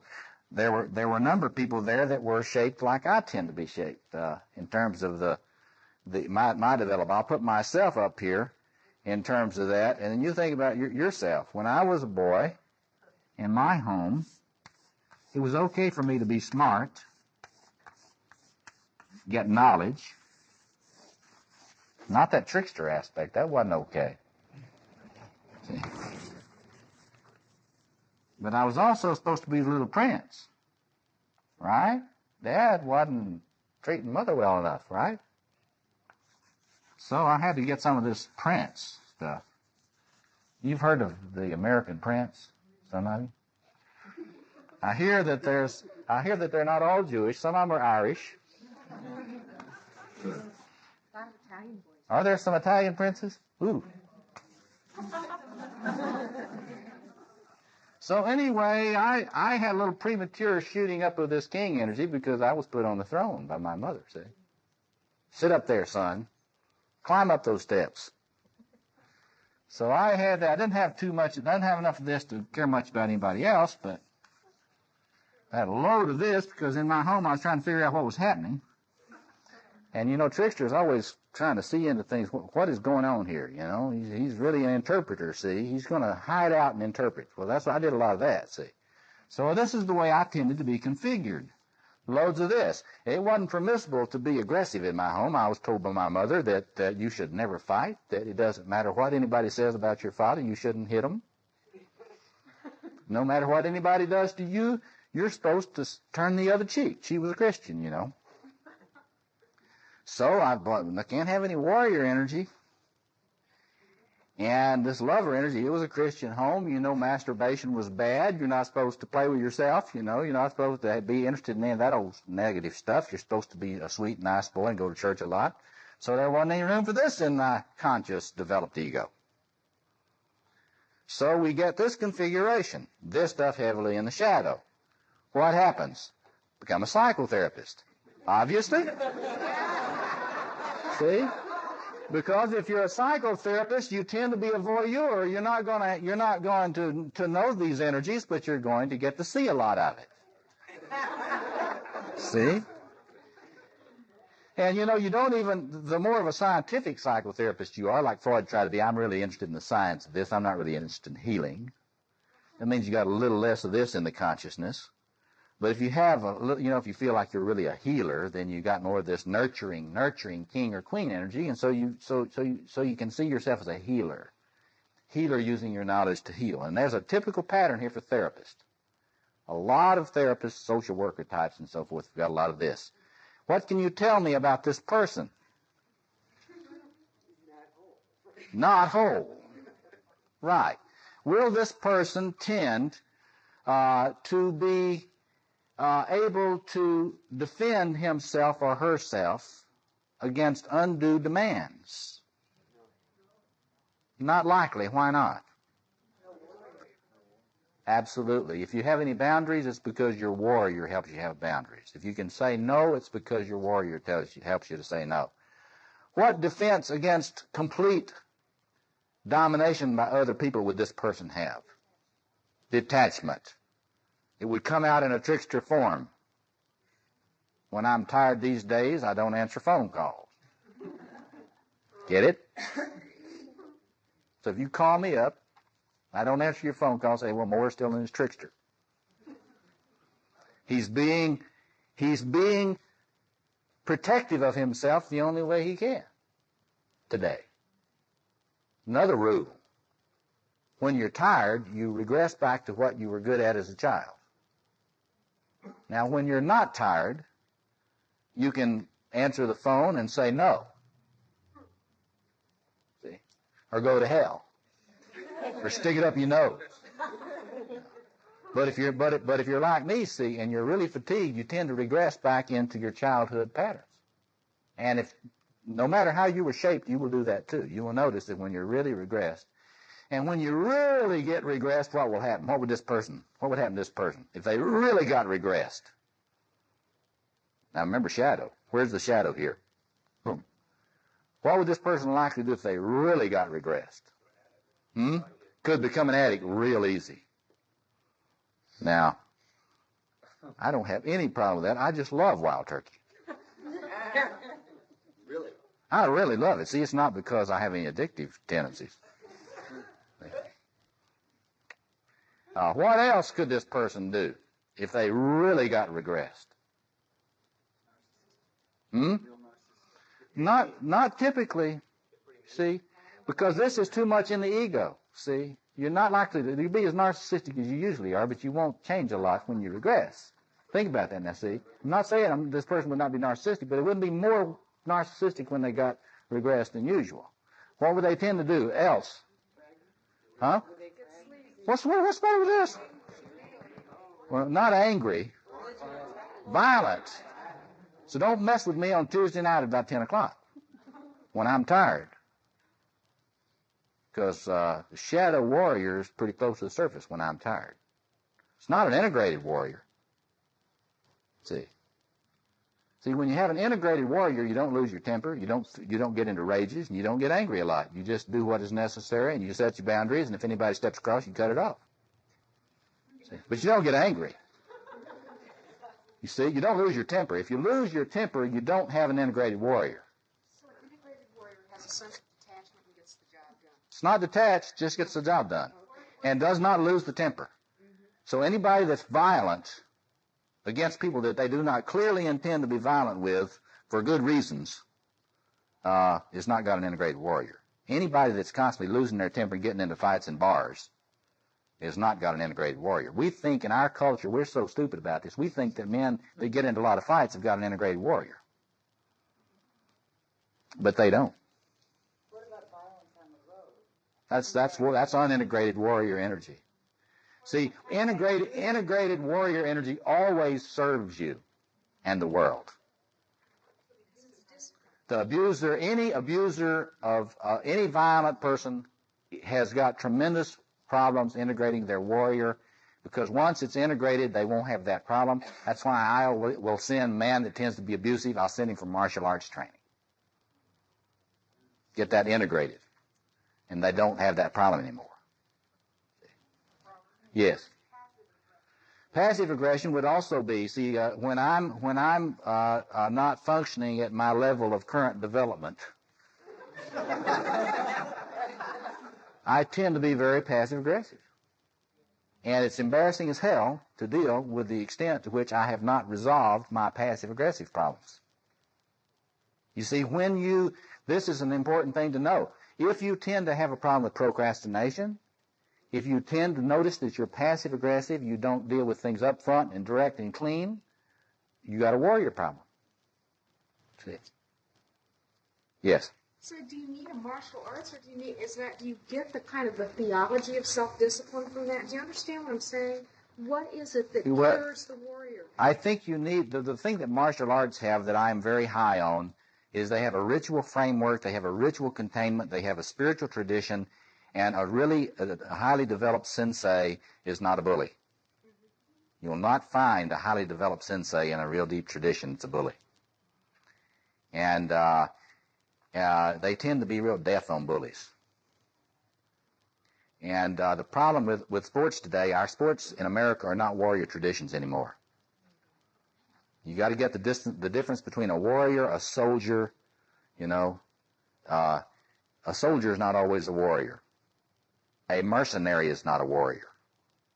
See, and so the thing about the martial arts traditions around the world is they're always spiritual traditions, and they have to do with containment and humility. Yeah. I have to be careful in this respect that in our present society, that's going to be true. A lot of martial arts take on the onus of sports. And so Well, they become mercenaries, and anytime, that's when you're choosing a sensei, you have to look at their senior students. Well, the thing about it is, I would be quite happy to compare senseis with coaches any day.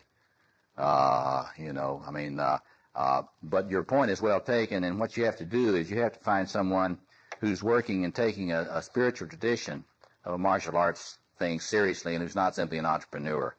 And the way you do that, you have to go to a dojo, and there's a lot of stuff about that. You have to look at the senior students, you have to look at the sensei, and you have to spend enough time around to see what kind of bullying phenomena goes on. If there's any bullying phenomena that's going on, this person is not really representing these traditions. You have to make distinctions between the types of martial arts. I mean, if you take a taekwondo or karate as opposed to a tai chi, very different utilization. Yeah. Yeah, but I tend to think that a lot of the time you really need to be careful about overvaluing the softer traditions, because that tends to be real contaminated with lover energy. Tai Chi was not originally a soft martial art. Tai Chi was a fighting art, but it's been destroyed since communism came into China. It really was a form of self-defense. There's a lot of stuff that this is too complicated for us to be into at this point, but I mean the point of it is that this quadrant has its own energy, it's Mars energy. It is not nice. It's very iron and steel.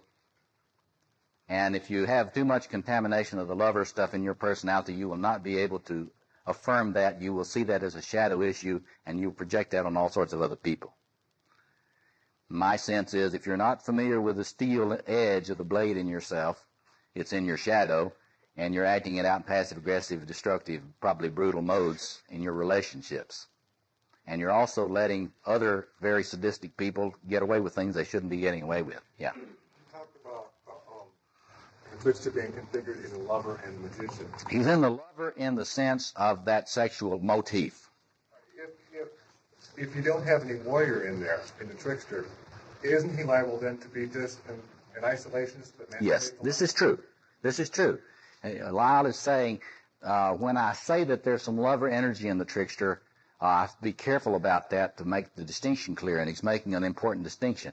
It's like this is the embodiment aspect, but not the relatedness aspect. So this person may tend to use a lot of pornography and masturbate a lot.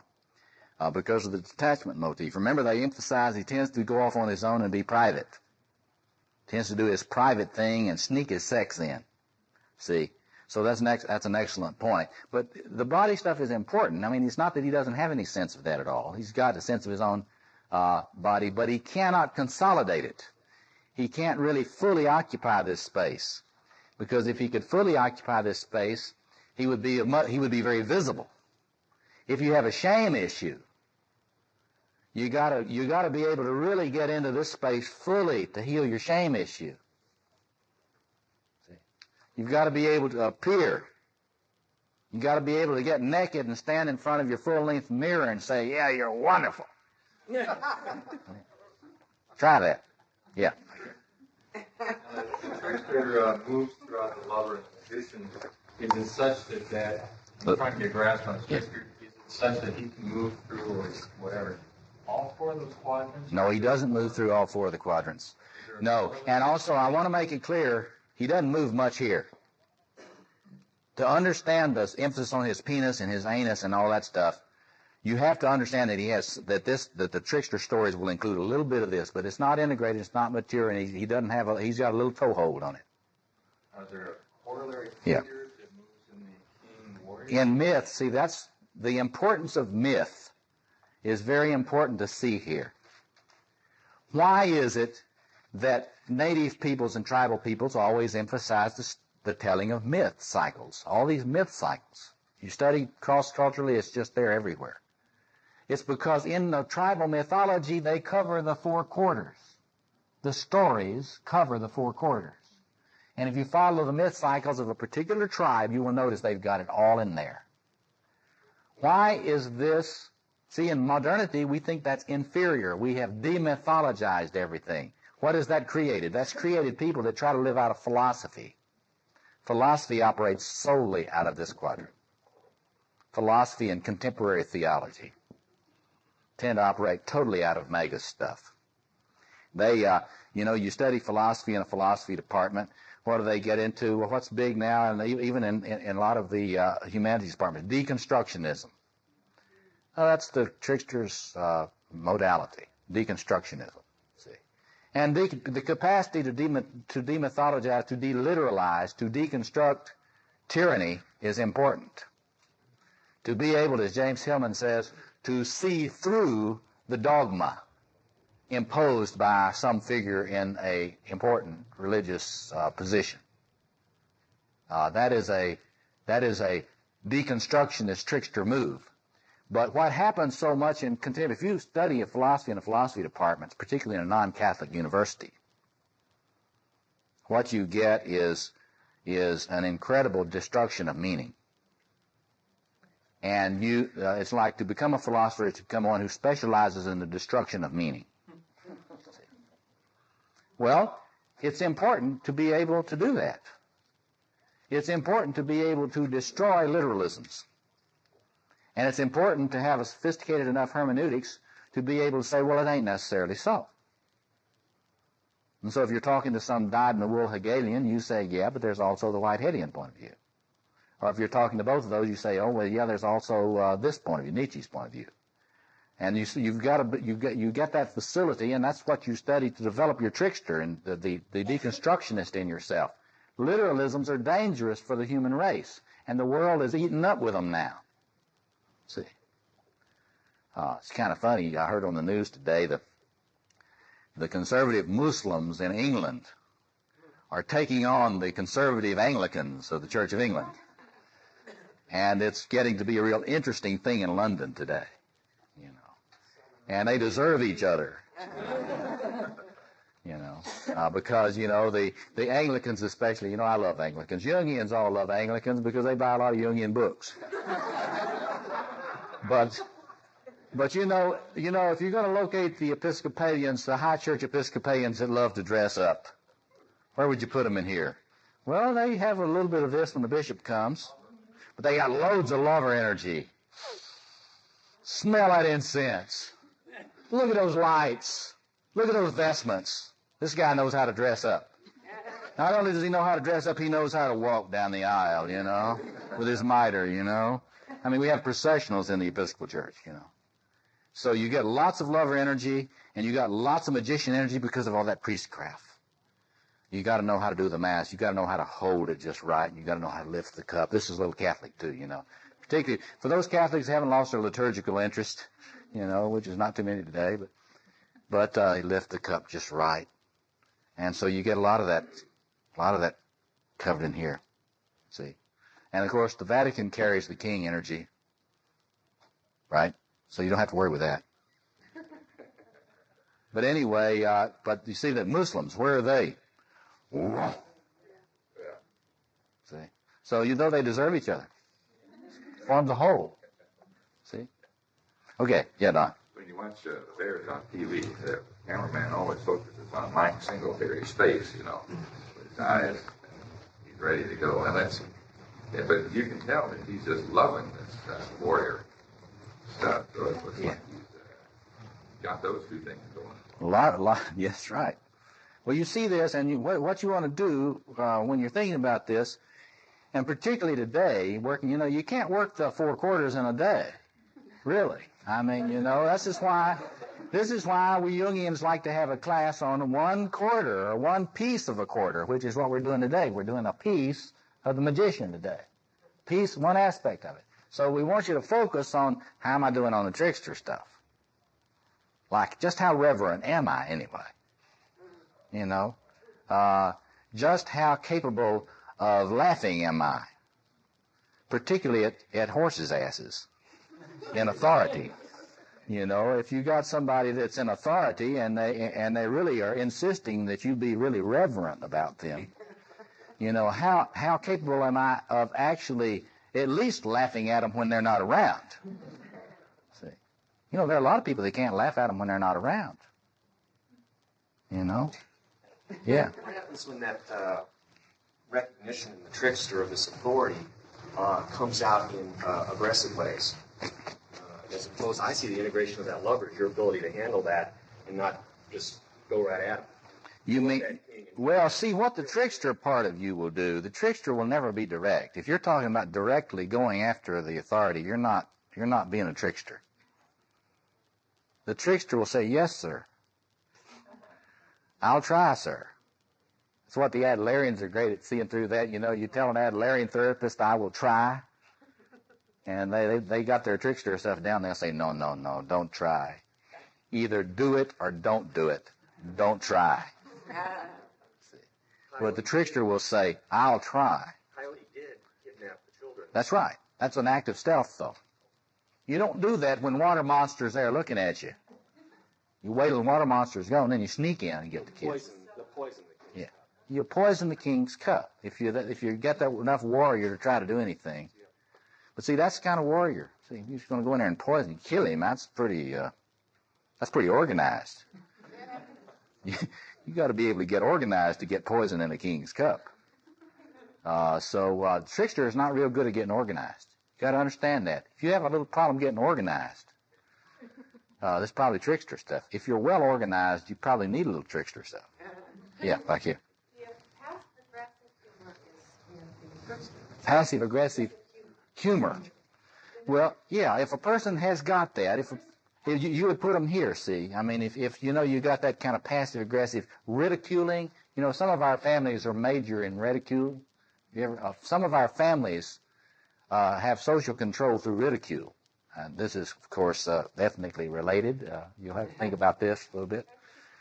But if you got a lot of that biting, very hurting humor, that would be operating in this space. See, not direct, not taking the stuff on directly, not taking responsibility for it. Because you know, if you're using a lot of really aggressive humor, you're not going to take responsibility, because if somebody grabs you by the throat and says, "What did you say?" You know, you're, I didn't mean anything. I didn't mean anything. Huh? Mm-hmm. Okay. Well, that would be more here. Play, healthy play. Healthy play is the lover stuff. A lot of people today identify that with the child archetype. And there's no doubt that your inner child is closely related to the lover self in you. If you want to, you know, a lot of people even tend to equate the two. They don't even have a concept of a healthy adult lover. They've got this idea if they heal their inner child, then they can play. That's a shame, I think. Sure, you ought to heal your inner child as much as you can, but don't hold your breath forever. If you go to some therapist, they'll have you healing your inner child for 20 years, and you'll notice you're still a wreck, and you still have those memories. You know what? You're going to always have those memories. You know why? Because they exist.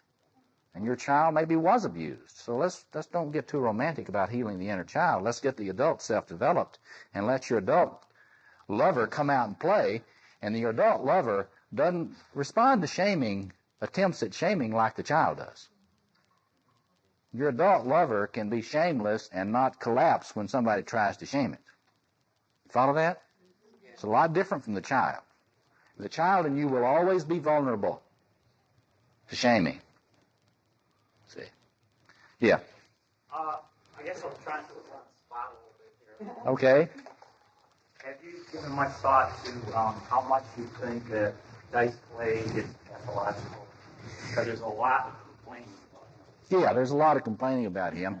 It's real interesting to look. Andrew Dice Clay. If you haven't seen Ford Fairlane, I mean, you'll have to go see that. Well, I have mixed feelings about that, because there are a lot of pompous people that need to be insulted. And I tell you, there are a lot of pompous people widely distributed throughout the human race of all creeds, all cultures, all races. We need to be clear about this. The trickster should be liberally distributed universally among the human race so that we take ourselves not quite so seriously. And so, I've heard people, now this is not me, but I've heard people say, Clay's serving an important function here. And there may be some truth to that. I would not be the one that said it, but see, I wouldn't be the one that said it, but you notice the other day he was crying on some talk show. Well, this trickster, he tends to be self-destructive, tends to get on talk shows and weep. Kind of ruins your image as the big badass, right? On talk show weeping about how bad they've been to you. That's probably pathological, But anyway, see, think about all your stand-up comics. When was the last time you listened to a Richard Pryor album? Richard Pryor live, This powerful social sanction for, hey, it's okay to be intolerant. Let's go back homosexual bashing.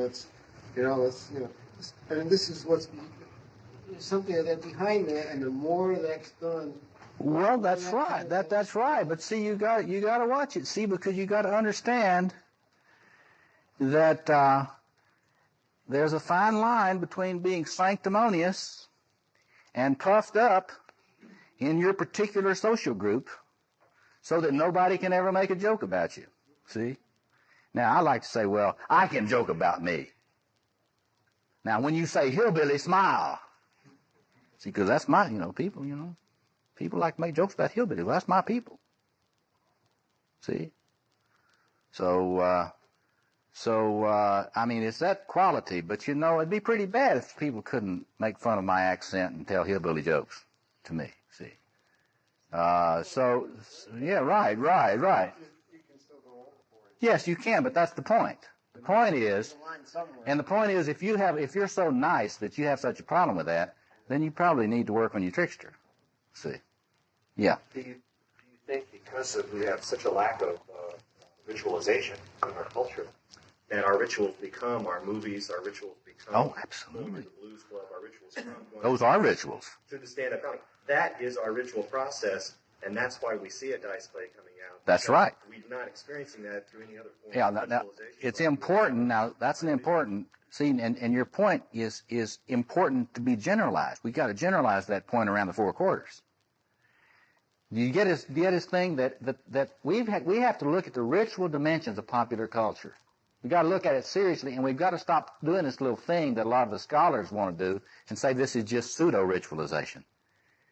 It's not pseudo-ritualization, it's ritualization. It may not be optimum ritualization, it may not be conscious like it needs to be, but it is ritualization.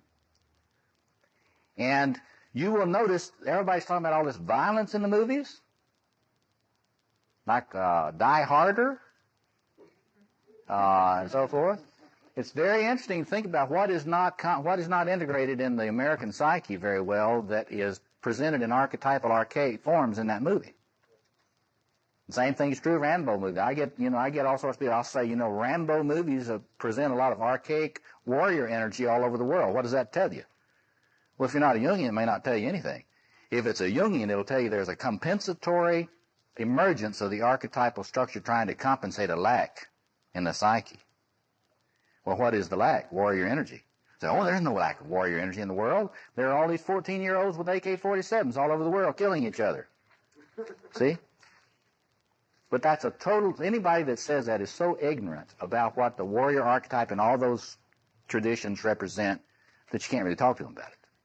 Because, shit happens, The thing about it is that when you have to get violent, this circuitry is not operating well at all. How does flag burning fit in your the flag burning issue? Flag burning would be a nice trickster thing, see? And you get this George Bush and what's her name again? Roseanne. Roseanne's version of the national anthem, see? And Bush and and Roseanne are doing a nice dance on this on this dialectic here today. And the same thing is true. You know, you've got the trickster artist, you know, who are saying, well, now let's see, there are no sacred cows, so we're just going to present images with NEH money, you know, and National Endowment for the Arts money. We're going to have images of everything. We're going to show everything, and you're going to pay for it, Daddy. And Daddy says, oh, no, I'm not. Oh, yes, you are. Oh, no, I'm not. Oh, yes, you are. Oh, no, I'm not. And you get a little argument on this dialectic here. And we're going to have this when we die, folks. I mean, you know. Yeah. You know, it's interesting, though, in politics is that the whole time the flag issue was burning away, the SNL issue was really hot, and Bush was doing his own tricks. Yeah. Oh, yes. Oh, yes. Anytime. You remember the yin-yang thing where they've got the little point over here in this? There's a little yin in the yang, a little yang in the yin. Well, you know, it's not just that. You got a little bit of all these things in each one. And so, well, Bush's son is getting rich on the SNLs. And how many years do you think Bush's son is going to spend in prison? Huh? Yeah, see? I mean, he's not likely to go to jail. Why? Because there are a lot of wonderful, see, what profession do you put right here? Legal profession. Hired guns. With little commitment to anything. See, lawyers tend to be trickster warriors, and so do nuclear scientists and a lot of other things. People that develop all this high-powered technology and have no concern about the morality that's used or what it's going to do to the planet, right here. Then we have a Nobel Peace Prize to compensate. That's right. We have a Nobel Peace Prize to compensate it. Anyway, be thinking about this and think about your own trick and just go by your feelings. That's the way to read out, you know, whenever you're dealing with any of these energies in any of these spaces, we can talk about this a lot in terms of working with your own personality, but you got to go by your feeling about whether you feel the energy and how you feel about it. You know? I mean, if you really get a kind of an embarrassment, if you get embarrassed by all these acting out folks, you probably need to work on your trickster. See, if you have a compulsive tendency to blush and be embarrassed, you probably need to work on integrating your trickster more. Because he doesn't get so embarrassed so easy. And also probably in the lover stuff, see. If you have big shame responses a lot, you probably need to work this side of the pyramid a little more. Are you going to touch on the 8 archetypes? Well, I can talk about that a little bit and say a little bit how it works in relationships. That's the best way to... Yeah, right. Well, it's just the female version of that. If I didn't bring my little pyramids in which I demonstrate that. But anyway, let's have lunch and come back and let's start promptly at 2, and we'll go more into how this looks in your life and in clinical work. A few of the places I think it's important to look to get a sense about how this particular pattern is functioning. From what we've seen, again, I like to say that any god, and in the early days, in the earliest forms, trickster is clearly a divine being in the oldest stories. Any god is not one archetype. And so there's a sense in which this configuration, you look at a lot of the stories, you see that it's not just one archetype, but you see most clearly that most of the things about the trickster clearly are in the magician aspect of the psyche, particularly in that dialectic with right order. So trickster would say, what we also have to have is right disorder. And when I trope, for you literary critics, that's a $25 word in literary criticism. When you trope the deconstructionist a little bit here, we're talking about right disorder. The deconstructionists always feel like that you have to have enough disorder in your thinking if you're going to have being appear. And then they deconstruct being. meaning and everything else. But anyway, let me go over a few things to look for if you're a clinician working with people, or if you're working on your own individuation. Let's look at a few things to watch for. Now, I've mentioned a few of them. I just want us to review them. We'll talk a little bit about what happens when you don't have enough of this energy working for you. And there are a lot of forms that takes.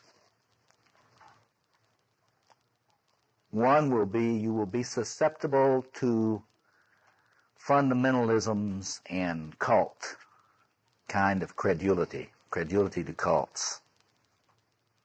I like to say to men, groups of men in not so polite company, that the trickster's your bullshit indicator.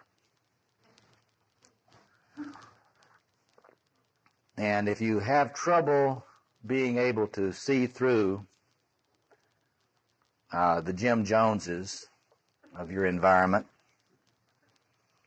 if you find the guru that's got all the answers and has come up with all the right mythological perspectives, the new theosophy, the new truth, the 4 quadrants. You need your bullshit indicator to say, as some of my friends here says, I just don't get this shit. Fine, your trickster's working. See. But I want to say again, fundamentalisms are very dangerous in our world today, and they're getting very strong. There's a big project down at the University of Chicago, a comparative study led by Martin Marty and other scholars down there, a comparative study of fundamentalisms across the world, and it's very dangerous now. And there are a lot of people that are feeling so safe now that we have Gorby. Yeah. There's no threat of nuclear war anymore. And those are only the people that don't know anything about what the instability in the Soviet Union has done. Because this means that a lot more fundamentalist Muslims have got nuclear weapons. And there is one of the things that amuses me is that everybody thinks that no, nuclear proliferation is not an issue anymore. It's getting much worse faster. There are a lot more people with atomic bombs now, and they're gaining rapidly around. So fundamentalisms of different kind, the kind that would like to kill you for the sake of your soul, are getting stronger in the world. Therefore, this aspect of the trickster is very important. And it's important politically on a global scale. In other words, if the trickster is not supported, if we don't support the trickster worldwide now in a constructive way, we're going to have a terrible impasse, like the impasse we have in Jerusalem. As the fundamentalist Christians and the fundamentalist Jews and the fundamentalist Muslims get heavier and heavier armed and less tolerant of each other. See? So when you're talking about, what about the social positive side of coyote? If we don't have a lot of coyote energy in the world pretty soon, we're going to likely have some nuclear shootouts between fundies. See? Of different persuasions. Yeah, it's true in nationalism, but the place where we're seeing it in the world is a resurgence of militant religious fundamentalism of all kinds. And it's not just limited to us people of the book. The Jews and the Muslims and the Christians. You get a lot of, if you follow cult experience and minority religions, there are many of them, and you run into the fundamentalist Buddhists and the fundamentalist Hindus and right across the board, even fundamentalist Native American types. And you run into the people that have had their initiation from such and such and such mescalero shaman, and now they're going to give you the vision quest, the right one, and you will be enlightened. And they'll take you down to the Sundance and whatever, and that's all, it's all wonderful stuff, and we ought to be able to get into the lover and have an appreciative consciousness like Joseph Campbell had, and steward all these tribal myths and stories and appreciate them without getting into fundamentalism about them. Yes? I was just reminded of my brother-in-law standing at a conference in Washington, D.C., during the Nixon era, started an organization called Organization for More Humorous Government. An organization for more humorous government. Yeah. Yeah, that's right. That's right. I mean, Tricky Dick was pretty humorous. But anyway, so let's take it down to your personal life. I mean, this thing comes right into where you live, and it's like you have to ask yourself to really take your pulse on this. Where do I tend to be credulous? See, I mean, it's maybe a stretch to kind of get a feeling for where you tend to be credulous, but where do I tend to over-idealize systems of thought, psychologies, schools of psychology? I mean, all the psychoanalytic schools of thought tend to not have enough trickster when it comes to themselves. You know, and they tend to be over-appreciative of the uniqueness and once-and-for-allness of their contribution. See? And so, but you see it in lots of different sectors, lots of different areas, and so one of the places is just to look at that. And in your religious life, it's pretty important to take a pulse on this. There are a lot of people who, because of credulous commitment to their religious system, really cause themselves enormous difficulties in living. And so that would be one place to take a pulse. Is the trickster enabled me to have appropriate constructive irreverence? You know. So that's one very important one, and that's true of cultural forms, theories, ideologies, religions, political commitments, even your social justice commitments. You've got to be careful about credulous mythologizing of your own particular political, ideological, social justice favorite issue, because it may be the place of a very hard-to-see inflation, and one that needs to be balanced by some good, totally selfish, egotistical hell-raising some way.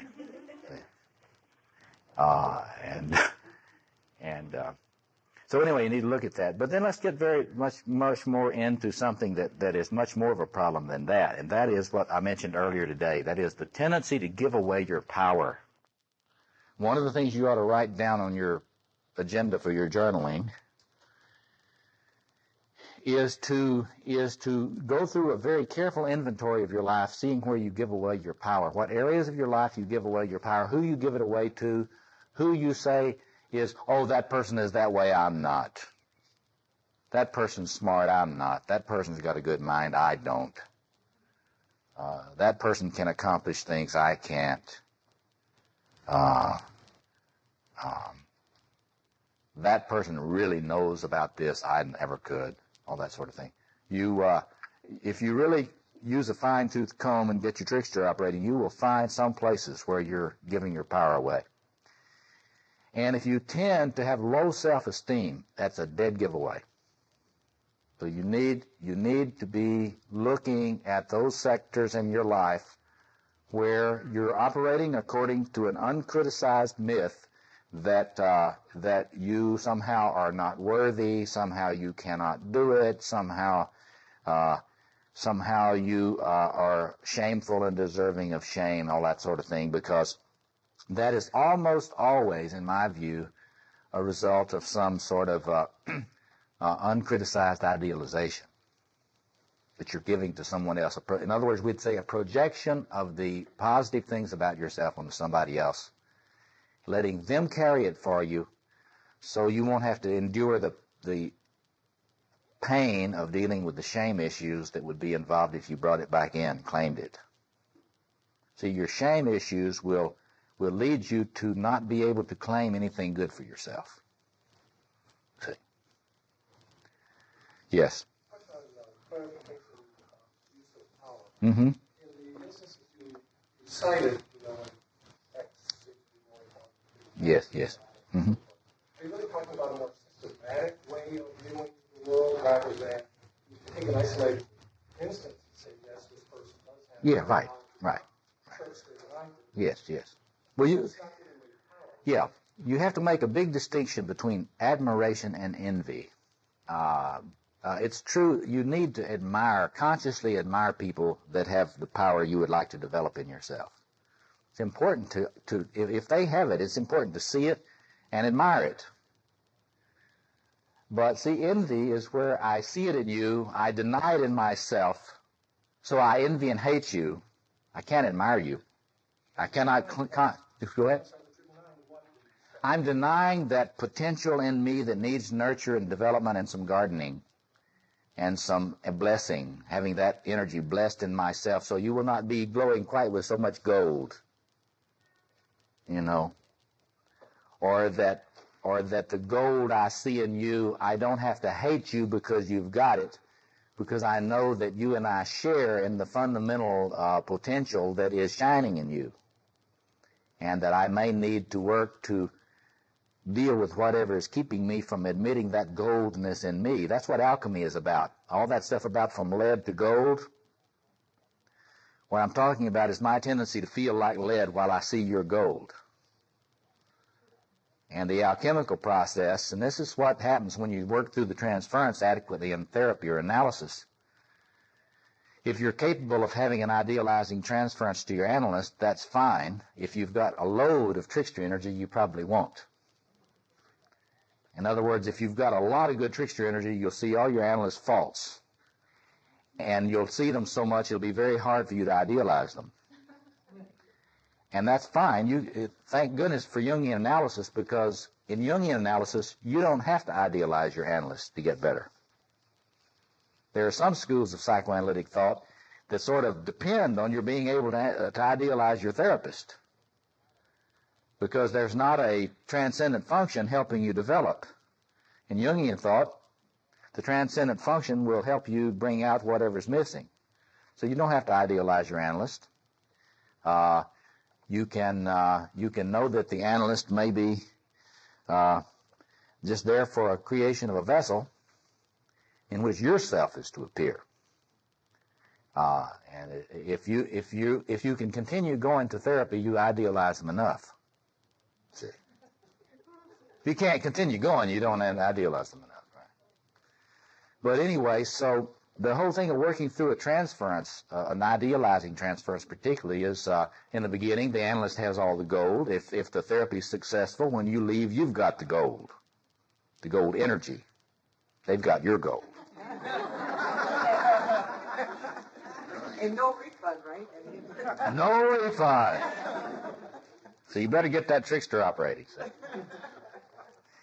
So anyway, think about the alchemical process. You'll think about that goldening process, the process of goldening yourself, and you can see that's very difficult to do, because most of us through our families, and many of us through our cultures and ethnic groups, we've had the gold beat out of our ego consciousness through shaming.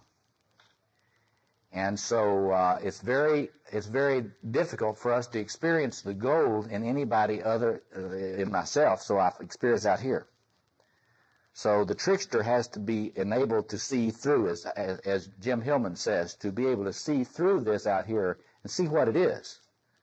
See that it's a projection as well as a reality. And I've got to be able to let that stuff be experienced here.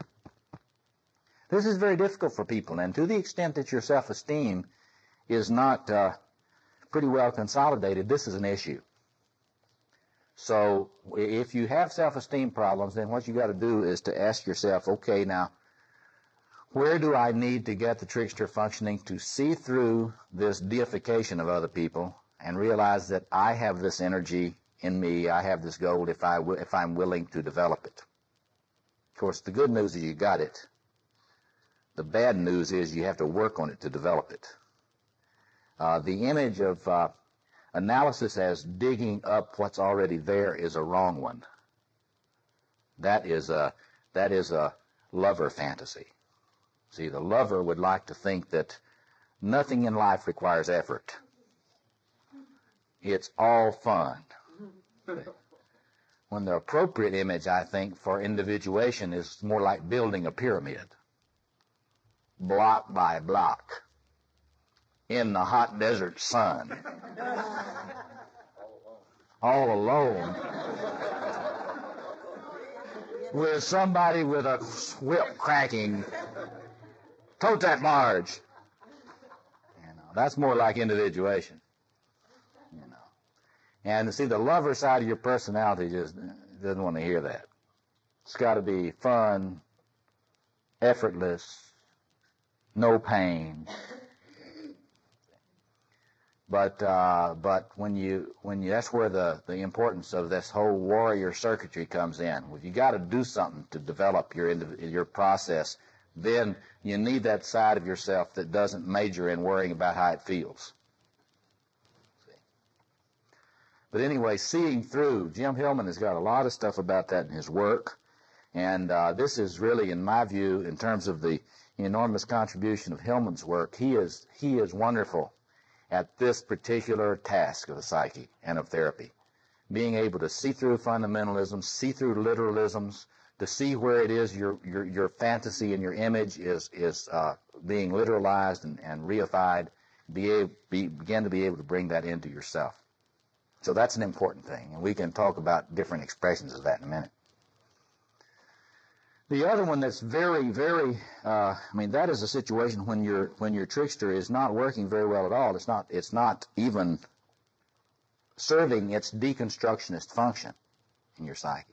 Its critical function. The other thing we get into a lot, and we see this a lot, is the individual in whom this thing is on automatic. And you can almost always tell a person for whom the trickster is on full automatic because they make a lot of starts, but they can't get very far before the ground they were trying to develop to stand on disintegrates. And then they will start again on something else, and that will disintegrate. And they'll start on something else, and it can be relationships, it can be jobs, it can be careers, it can be religious commitments. You know, somebody whose trickster is on full automatic may have been a member of 14 different cults. See? Going through different, they find all the fundamentalists and then debunk all of them, and serial debunking of fundamentalisms, And of course, if you're really locked into this trickster thing, you really need a fundamentalism, or don't you?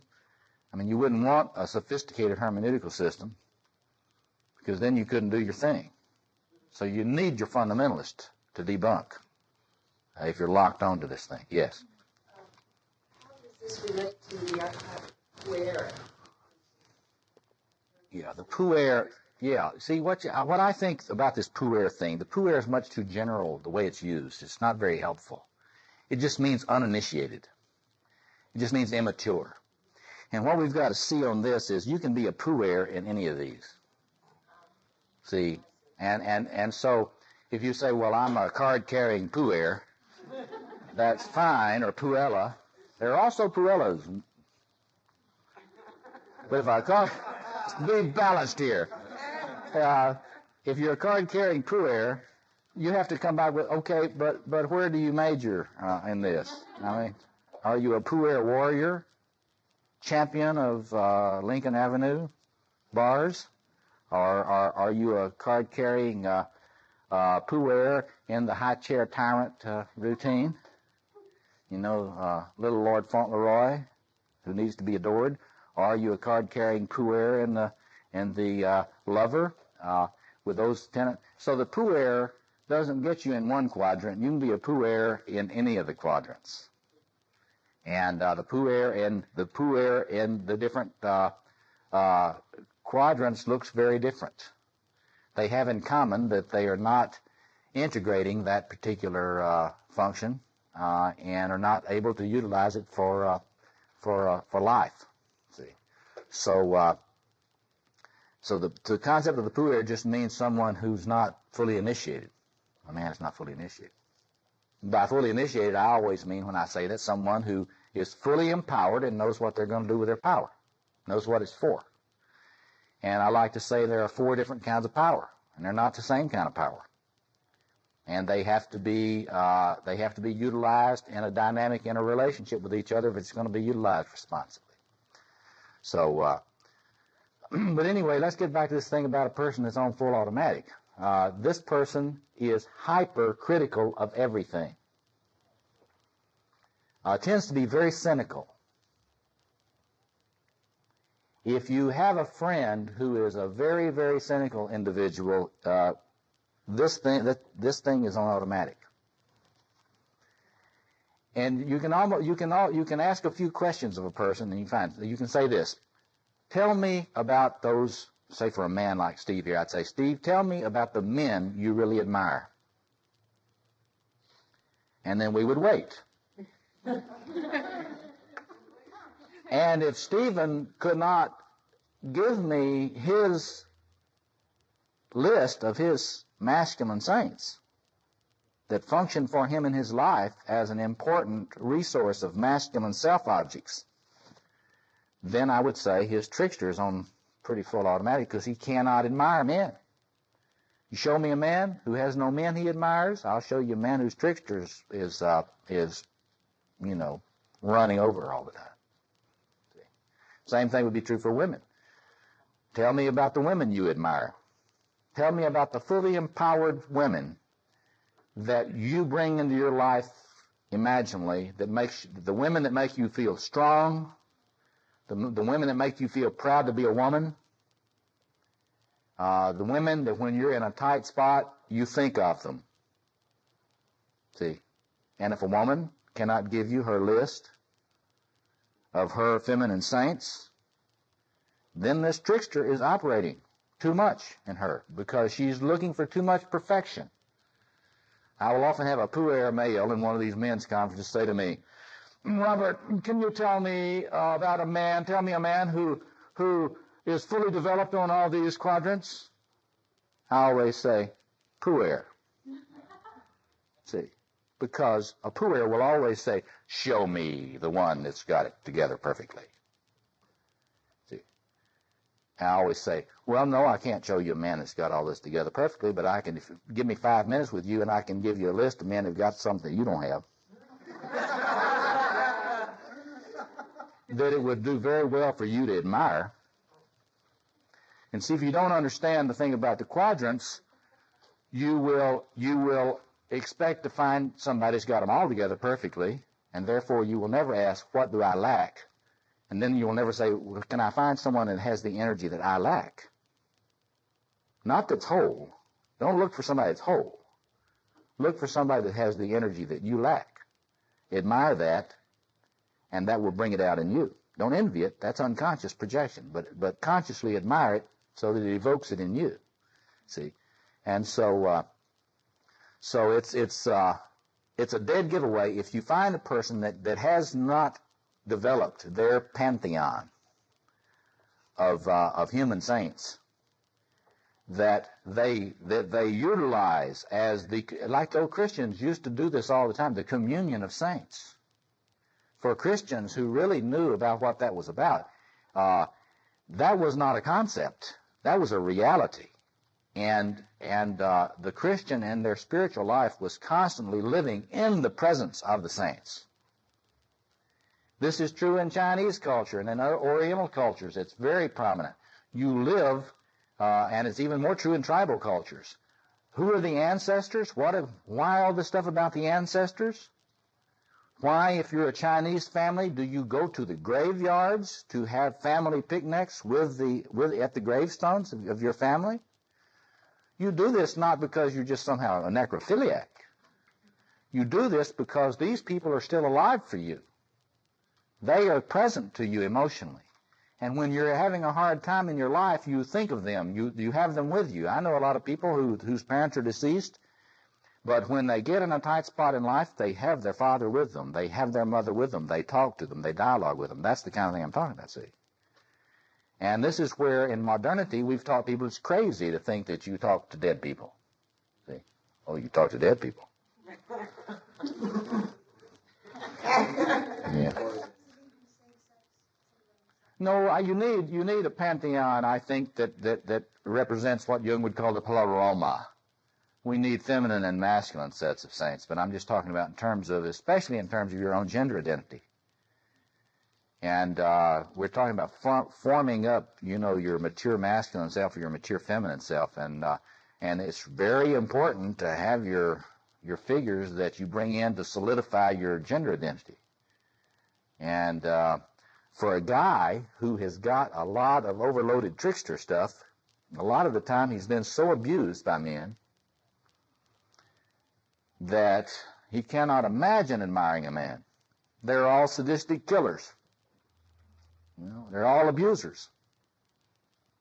See? And you have to help that type of man work on understanding that not all men are sadistic abusers. Some men are very dangerous to sadistic abusers. See? But a man who has been abused a lot by men will have a hard time idealizing men, admiring them. Appropriate idealization. See, you got to get this thing about, without appropriate idealization, you will not be able to create a cosmos where there is a center and a place where there is a forming, a cosmos, a world, a place for you to stand. If you're constantly trying to live out of your critic, there will never be a place for you to stand. Atlantis will remain down there.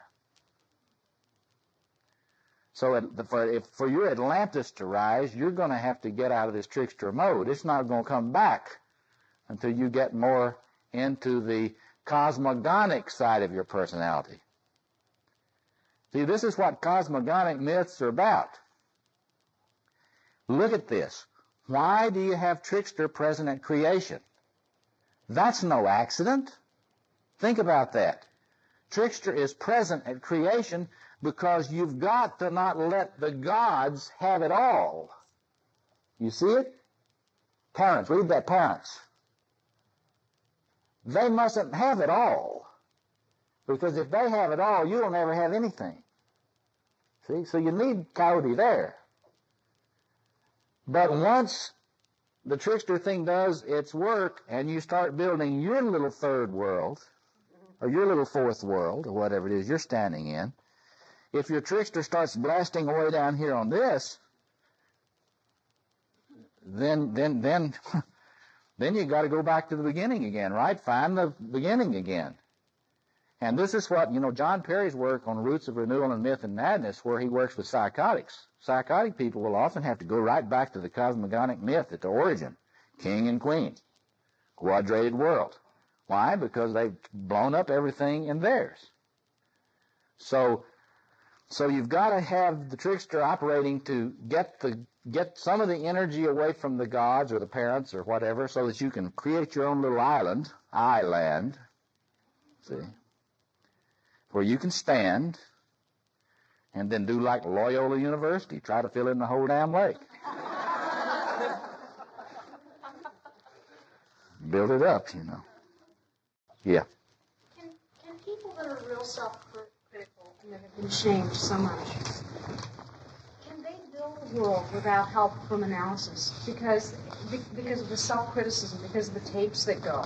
You know how I've experienced where you booby-trap yourself and you're so blind to it, that here you are, you're rolling right along, then here's this other side of yourself that will kill you. That's right. And how can people change their lives if they're not even aware of those things that would kill them? Yeah, well, you have to, it says, can people help themselves without analysis? A lot of them do. I hope to God they can, because there are not enough analytical psychologists to go around. There never will be, and our only hope for our planet is to find some other way to do it. And the role of myth is important here. I mean, I think that all this interest in Joseph Campbell is not just an accident.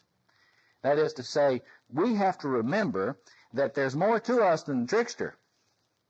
And it's in the hard wiring. You got this in you. We don't have to create it. I'm not a Freudian. We don't have to create it. We don't have to, the therapist doesn't have to put it in you. You've already got it in you. And so the question is, you can't do it alone, right? But there are people around. And if people can just be given an opportunity to learn, human beings are not stupid. You know, human beings got along for millennia without psychoanalysts. You know? I'm just saying that it seems to me as though there used to be the mythology. That's right. That's right. That's right. You're right. And as a culture, we've turned away, like you said, and That's right. destroyed everything. That's right. That's right. And people don't have any basic understanding That's right. of human nature anymore. The Right. stories aren't told anymore. Right. It's really, you talk to people to say, oh, I can't afford it. Or you talk to people and they go, oh, I don't need help, or whatever. Yeah. You know? And it is difficult, because if this thing is on and there's nobody around that can say, oh, you've got a lot of coyote in you, without making it sound like a terrible accusation, say, oh, you got a lot of coyote. What do you mean by that? And then you explain it to them. The tribes knew all this stuff. They'd had this in their stories, and they would use their myths to explain it. And more and more people today are beginning to get a lot more interested in mythology. The men's movement is an example of that. Women's movement and the men's movement. In both movements. In the women's movement, you see women a lot more interested in women's mythology of gender for women, and they're going back deeply into the different traditions cross-culturally, not as much as we might like, but I mean, it takes a long time to do this. And men around the country, and I think increasingly it'll be around the world, men are beginning, with the leadership of people like Michael Meade and Robert Bly and others, John Stokes and others, are realizing that they've got to learn these old tribal stories and try to understand what they have to say to the human race, steward them for the human race. We have a lot more hope out of that than we do out of analysis ever curing everything. So what we have to do is to realize that in these pre-modern stories, there was more balance. In other words, there would be a place for Coyote, but then we would see that Coyote, if he doesn't kind of shape up, he gets zapped. And so the teaching stories is the important thing, and there's hope on that, you know. Are there any myths, modern-day myths, with modern-day settings, that you would feel have power that some of these older stories have? Well, she says, are there modern-day myths? Well, there are a lot of mythic creations in our popular culture now, but you got to understand that modernity is a consciousness which doesn't really hold these different quadrants together. And so it's very difficult to look to our popular culture for wholeness. That's why people are interested in myth and not just film, or myth and not just the contemporary arts, because you will look very hard in contemporary cinema to find a representation of wholeness, although occasionally you'll see it. But it's very difficult in a society that's decided it doesn't need myth. In my personal view, the answer for the human race will be in remythologization, not demythologization. And the main reason for that is that you need to have a mythological perspective in order to contain your grandiosity, your infantile grandiosity. There has to be something in you, in the story, to contain the king and queen energy. Isn't that remythologizing always going on? So yes, some people say that, for instance, you take the genre of science fiction, yes, that in many ways takes the archaic myths. This is true. Into more contemporary. That's right. In fact, science fiction tends to be the closest to this kind of thing she's talking about. I mean, science fiction, if you look at fantasy novels and science fiction, but the problem with that is, you see, you really have to have people educated enough about what is at stake so that they can know what to look for. That is to say, in pre-modern culture, people knew that their lives were not centered in the ego, they were centered in the story. In modern culture, we don't know this, and therefore it's hard for us to utilize story in the same way. Jungians do a better job, perhaps, about this than a lot of others, because we're always looking for the story in the story, for the story in the story. Wouldn't our search for ancient myths be translated or interpreted as a certain type of regressive attitude in modern culture? Oh, yes. Oh, yes. If you're Freudian, you would certainly interpret it that way. I mean, but that is a modern, see, he's asking, couldn't the looking for myths be interpreted as regressive? all modern hermeneutics will interpret it that way. Because the modern hermeneutics, modern theories of interpretation, psychological, literary criticism, philosophy, theology, do not understand the function of myth in relationship to wholeness. For example, let me get back to this king thing. You see, what the person dominated by the trickster cannot do is have enough experience of this. That is legitimate, something that I can legitimately be reverent about. Right reverence. This person, in order to be healed, is going to have to be able to experience reverence. That's a tall order. It's a tall order if you're fundamentally organized in a cynical place and you've had a lot of abusive experiences.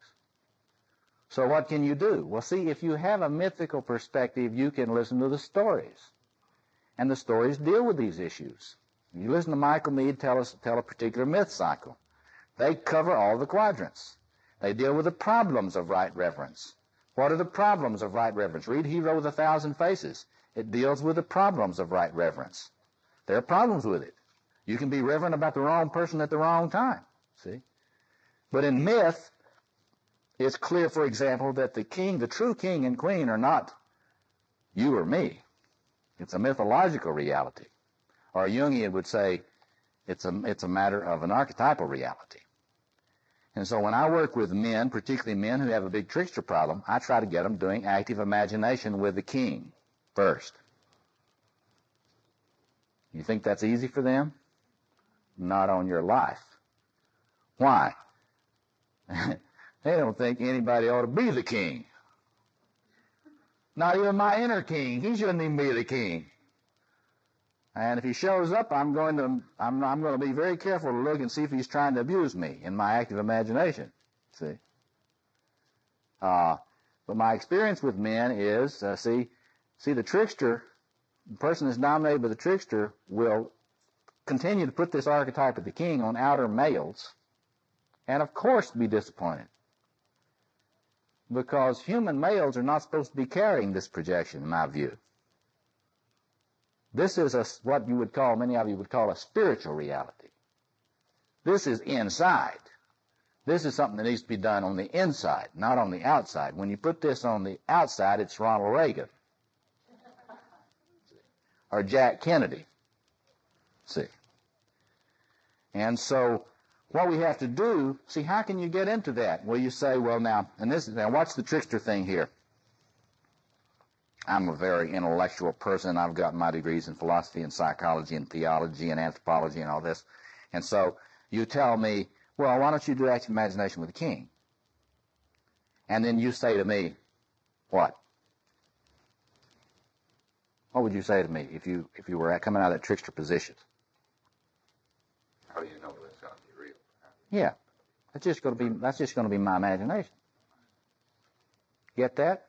That's just going to be a psychological thing. Is that a part of myself? Well, if you stay in a psychological frame, yeah, that's just a part of your archetypal self. Well, here's the catch, and this goes back to the mythology.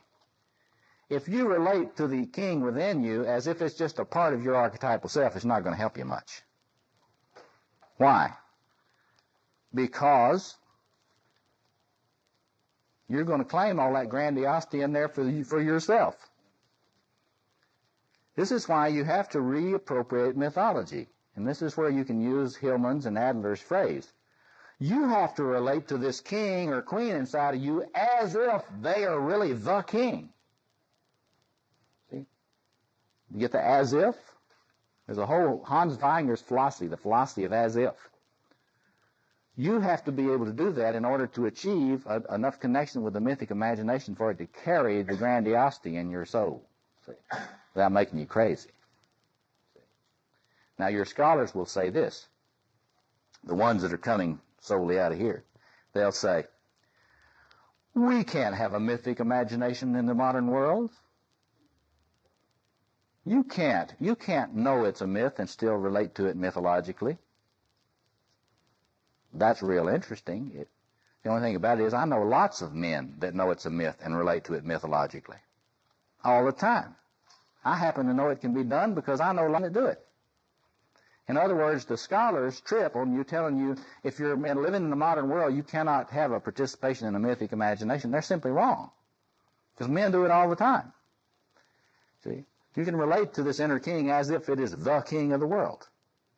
And if you have a lot of trouble with this trickster stuff, it is going to be very hard for you to sit down in your study or in your bedroom or wherever you do it and get into your active imagination place and imagine the queen or imagine the king and have a dialogue with them. It's going to be hard for you to do that because you're not going to want to believe they exist.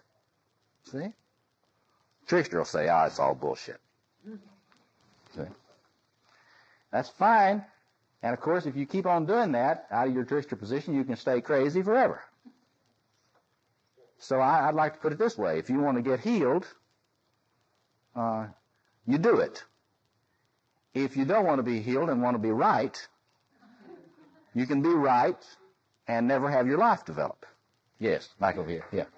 Can you use the name of a book for that active imagination? There isn't a great book for active imagination, but the ones I always recommend are Barbara Hanna's book. What's the name of that?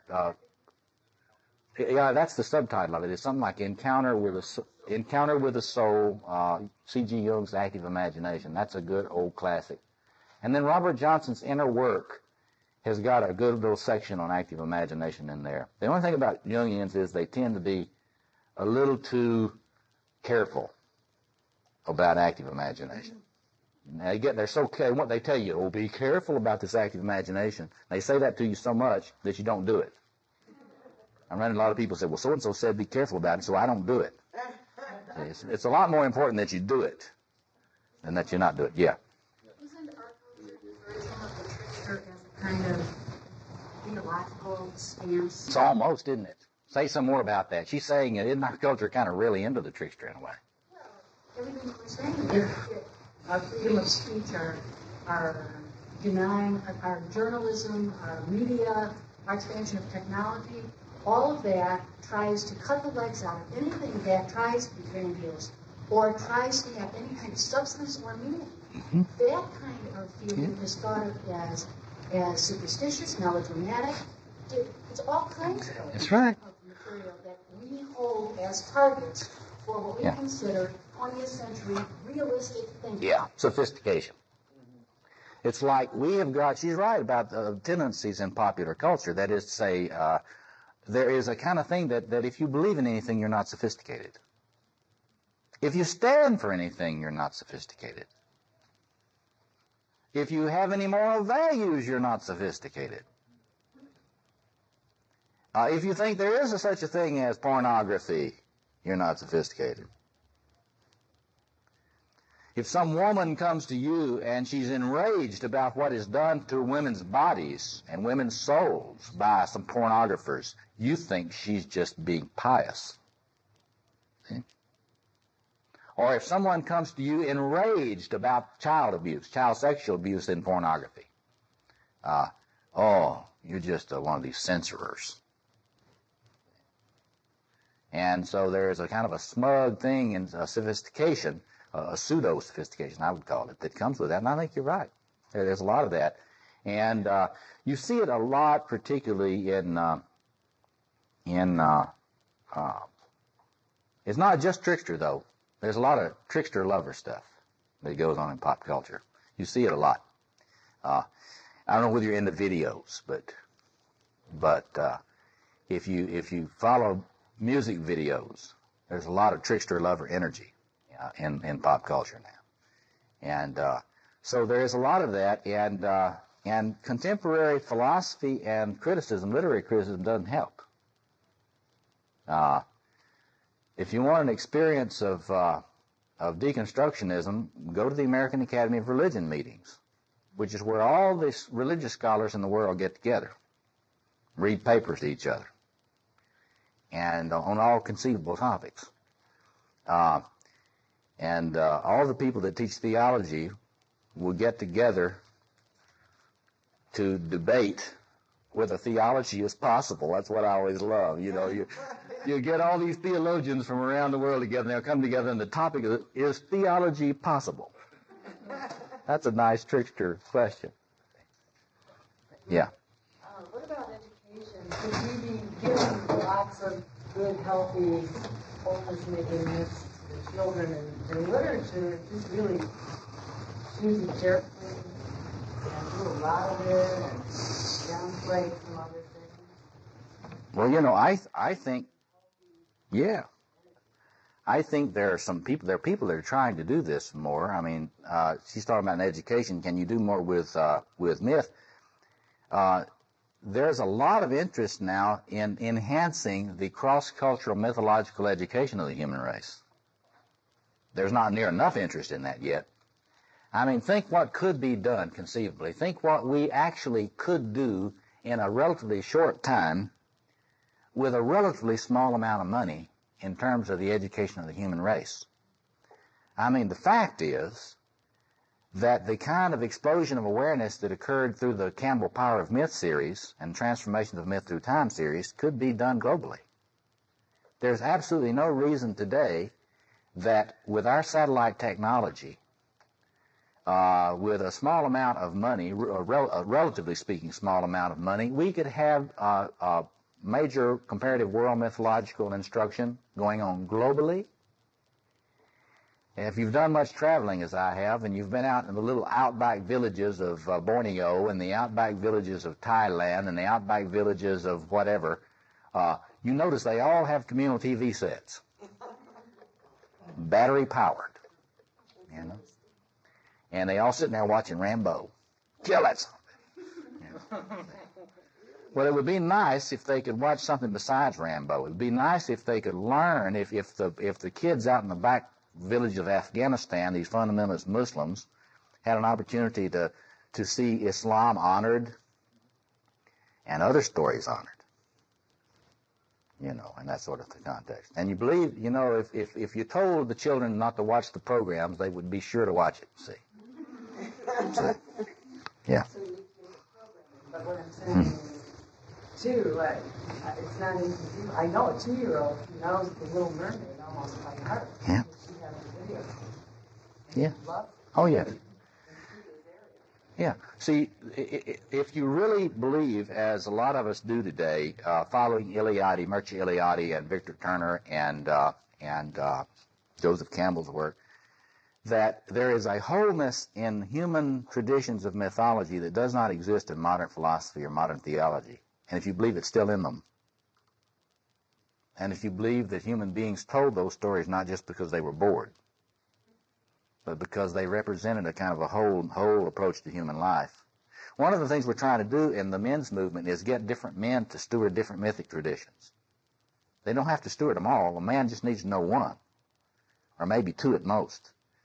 And then in the men's groups, we recommend that they bring that, and whenever some topic comes up in the men's group, there's some guy there that knows the mythology of Sikhism.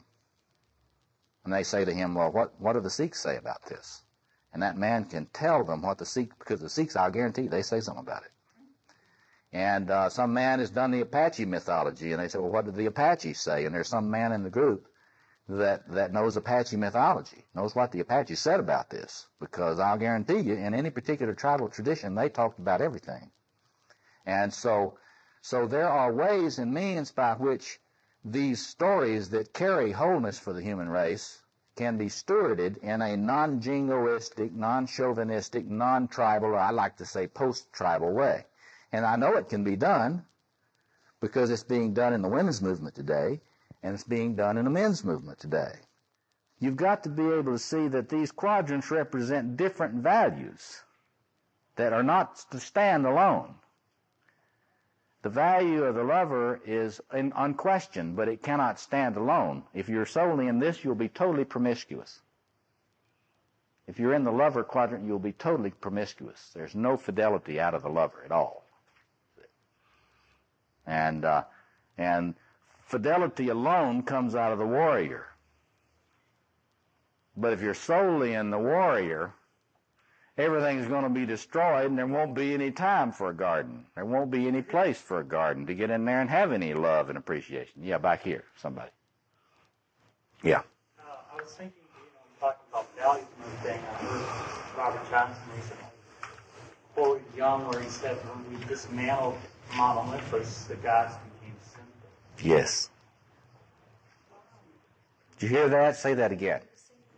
When we dismantled Mount Olympus, the gods became symptoms. This is true.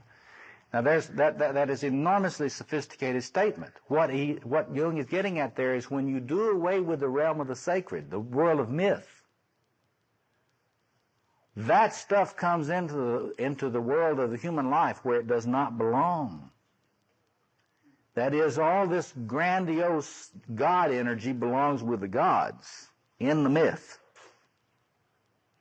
See, you've got to study your psychoanalytic self-psychology. We all have a grandiose, exhibitionistic self-organization in here. You don't have to be a Jungian to have that.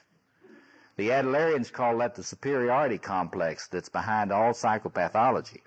It's the same concept, same idea, different theory. Modernity has found no way to contain that. And you know what I believe? I don't believe it ever will. I think the only way to contain our innate grandiosity is mythic.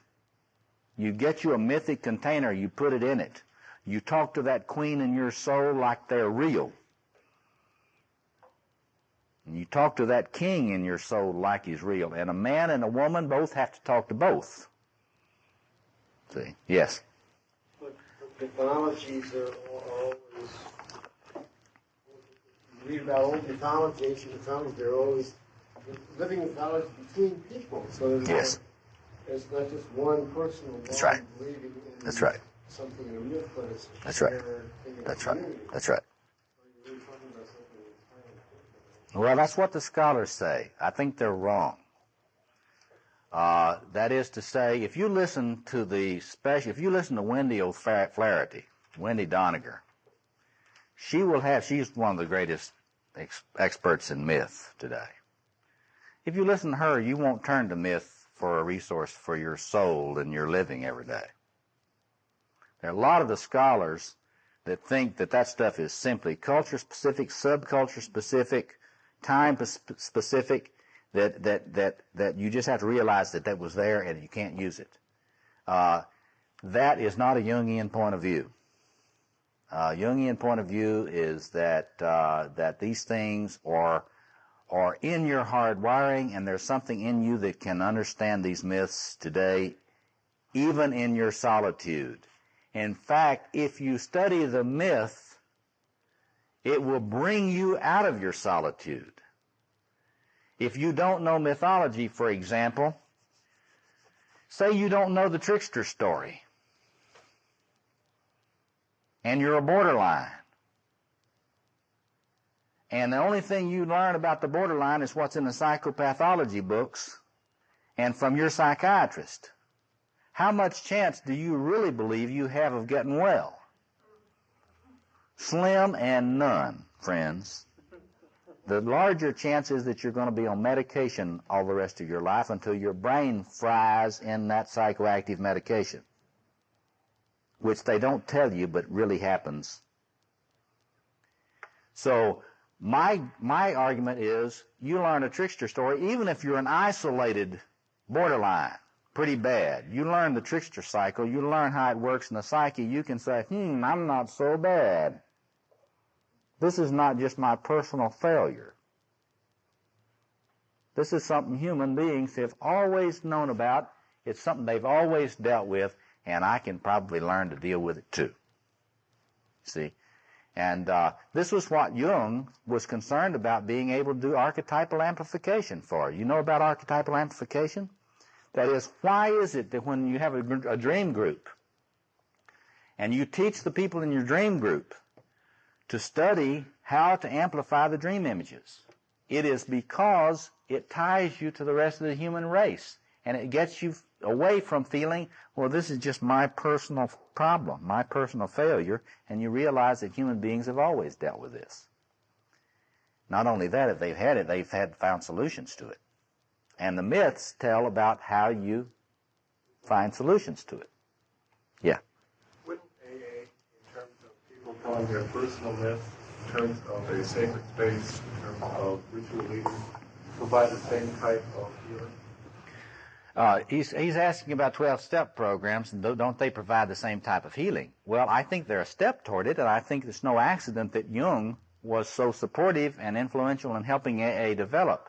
The only problem about it is in a secularized, demythologized culture, a lot of people who get into AA or are invited to get into AA think this concept of the higher power is useless and not important. So you get all these people trying to start AA programs without a higher power emphasis. In other words, with no mythological dimension at all.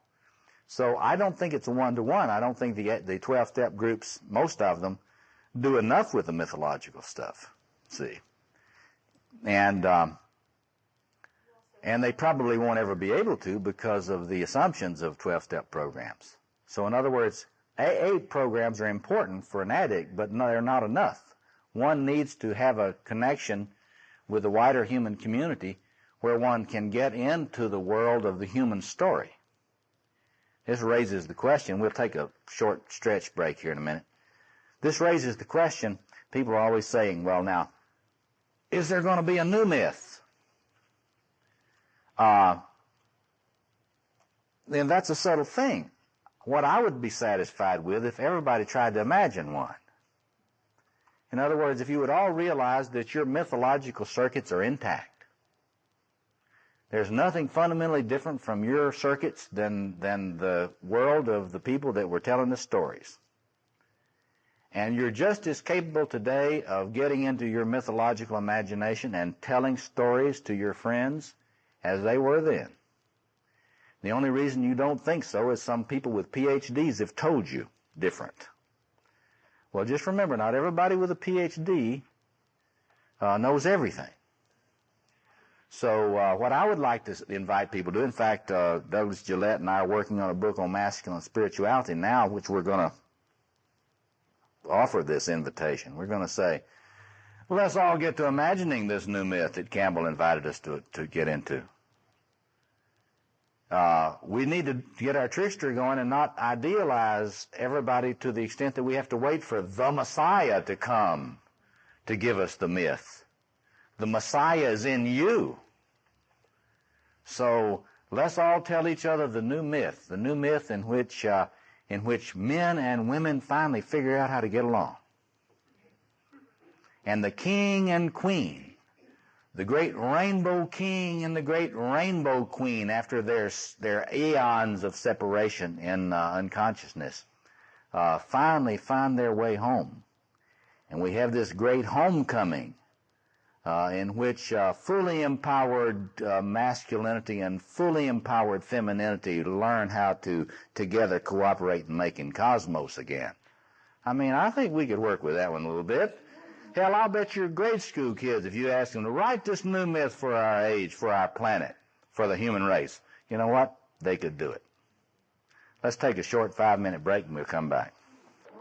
Somebody said that I had mentioned that eightfold structure. What was that? Let me just say that I lay out that thing about the four couples in the psyche in these lectures I did at the Institute called The Self in Relationship. Those lectures are available.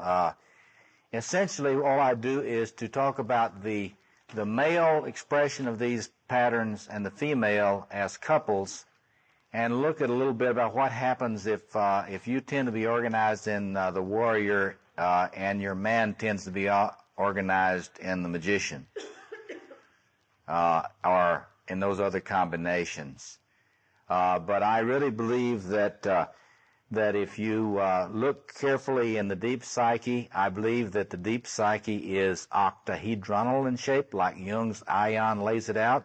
I think these are what the facets of that octahedron are, and I believe that it's in men and women. And I think once you understand the octahedronal shape of the self, then you can do away with a lot of this crazy discussion we've had about male and female in the Victorian period of what is male and what is female.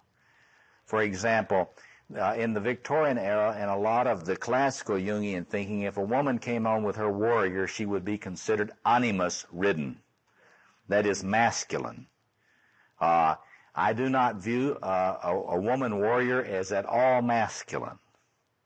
She's just a woman warrior. And once you get clear about the energies, all the things that you can see the stereotyping of femininity and the stereotyping of masculinity. Women have been stereotyped in the lover thing.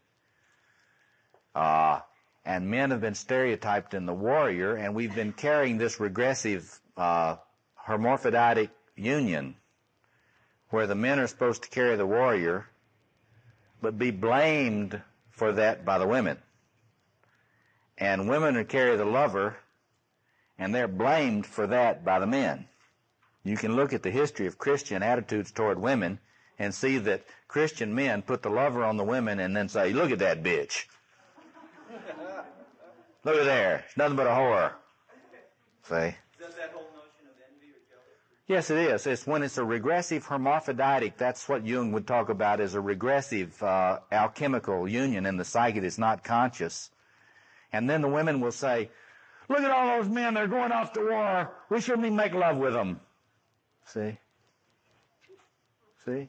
In other words, the men have to carry all the warrior responsibility, and the women have to carry all the lover responsibility, and then we define that male and female, and then we're locked in it then we're really in a mess. Because as long as women do not claim their warrior nature, then rape is going to be a big problem. See, our little girls should be raised to defend themselves and not depend on the goodwill of any man. See. And when the woman, female warrior self is developed, the rape will be a much less problem in the world. Not because of the goodwill or improvement or maturation of men. It'll just be because when the rapist comes on, he'll likely end up with a broken arm and a broken neck. Because she'll be a black belt taekwondo person. See. But this is a thing, you see, if you want to be nice and let the men carry all the unniceness, that's fine, but I want us to be conscious about what's being set up in our world when women are not trained that it is feminine to be a warrior. See. And the same thing about men. If men are not trained that it is masculine to be a lover in like fashion. See. In other words, you get all these supposedly real masculine men who think it's odd that women pay attention to clothes and so forth, the way the home is. And that's not feminine, that's the lover aspect in the soul. See. So anyway, it's not a big complicated deal. It's just that you look at this, and if you are in a relationship with somebody of the other sex, there are 8 people in that relationship. And you need to be looking at the relationship in terms of which couples are trying to relate to the cross sections. Because the only way your sex life is going to be any good is if you can two be in the lover at the same time. See? And the only thing you're going to do about building your home and parenting your children is if you're both in the king and queen. You're in the king and queen at the same time. See? And so on. The only way there's going to be fidelity in the relationship if both of you are adequately developed in the warrior and ward off those people that try to move in with their seductions. See? So anyway, that's in those lectures, and you can get that. I was just going to say, this is complicated stuff. We're trying to cover a lot in one day, but this is all laid out in lecture series. And this fall, the first volume of a 5-volume series on the masculine side of this will appear in 1991. The subsequent 4 volumes on the 4 archetypes will appear. They're already written and being edited. And so this stuff will begin to be more available, but it's not that complicated. And it doesn't take very long to get to where you can discern the sectors in the psyche that are operant. Let's get back to the trickster now for today, and let's have you raise questions or make comments out of your own reflections on this. Yes. The connection between the inner critic, that's so pervasive in Yes. across fields of psychology. And when I read your, Yes. your blurb, I Yeah. thought, oh, this is where it That's right. That is. That's where it is, archetypally. And see, there's nothing wrong with your critic, and you need to listen very carefully to what I'm saying, and those of you that do not know me or know my work or know my background need to say a little bit. I used to be a philosophy professor. And I've spent years studying comparative hermeneutics, theories of interpretation. And one of my heroes, if you ask me, well, who do you admire? Paul Ricoeur is one person I admire. One of the greatest scholars of philosophical hermeneutics in the world. Comes out of that French place where they got lots of trickster energy. Trickster lover, that's the French intellectual. And so I don't want you to hear me depreciating the critical move in philosophy or the human mind. It's essential. We don't want to be pre-modern, we want to be post-modern. You have to get to the critical level before you can transcend it. Paul Ricoeur's philosophy, if you really want the elephant wrap on this, you go to Paul Ricoeur's philosophy because he talks about pre-critical, critical, post-critical philosophy. The restoration, you've got to get past the criticism to the restoration. The critic in us is an important move. Without it, we would not be able to get past any fundamentalisms. And if you're locked in some fundamentalistic system, Christian or any other, you need to get your critical thinking going so you can see through that stuff. But that critic, that is, she is so right, it is, any decent psychological system will note it, they will point it out, they will give you clinical examples of it. It is in there. The issue is your critic serving your life? Or is it killing you? And if you notice a lot of blood in your toes where you've shot yourself in the foot, it's not helping you a lot. In other words, if Robert Bly is great about this. You know, you got to get to the point where if someone comes up and tries to shame you, as Bly says, you have the doorknob on the inside. You don't have to accept that. You don't have to let it make you get, oh, I am terrible, I'm really terrible. See? You get to where you don't shoot your feet off just because somebody wants you to feel bad about yourself. Get that? A lot of the time people get you to do it. They'll say, yeah, you're really bad. Yeah, that's right. That's right. You know, you really are a son of a bitch. Here's a pistol. Yeah. Yeah, Don. A few years ago, I directed a program to straighten out high schools that were chaotic from racial violence and delinquency and all that. And what we discovered was the key to transforming the culture from negative to positive in high school was to co-opt the leading tricksters in the student body into the process of straightening the school out and getting them committed to making it a human environment. Did you hear this? Can you hear him? And the tremendous power of those trickster kids that we call delinquents. It takes one to know one, you see. As the AA people say, you can't bullshit a bullshitter. Yeah.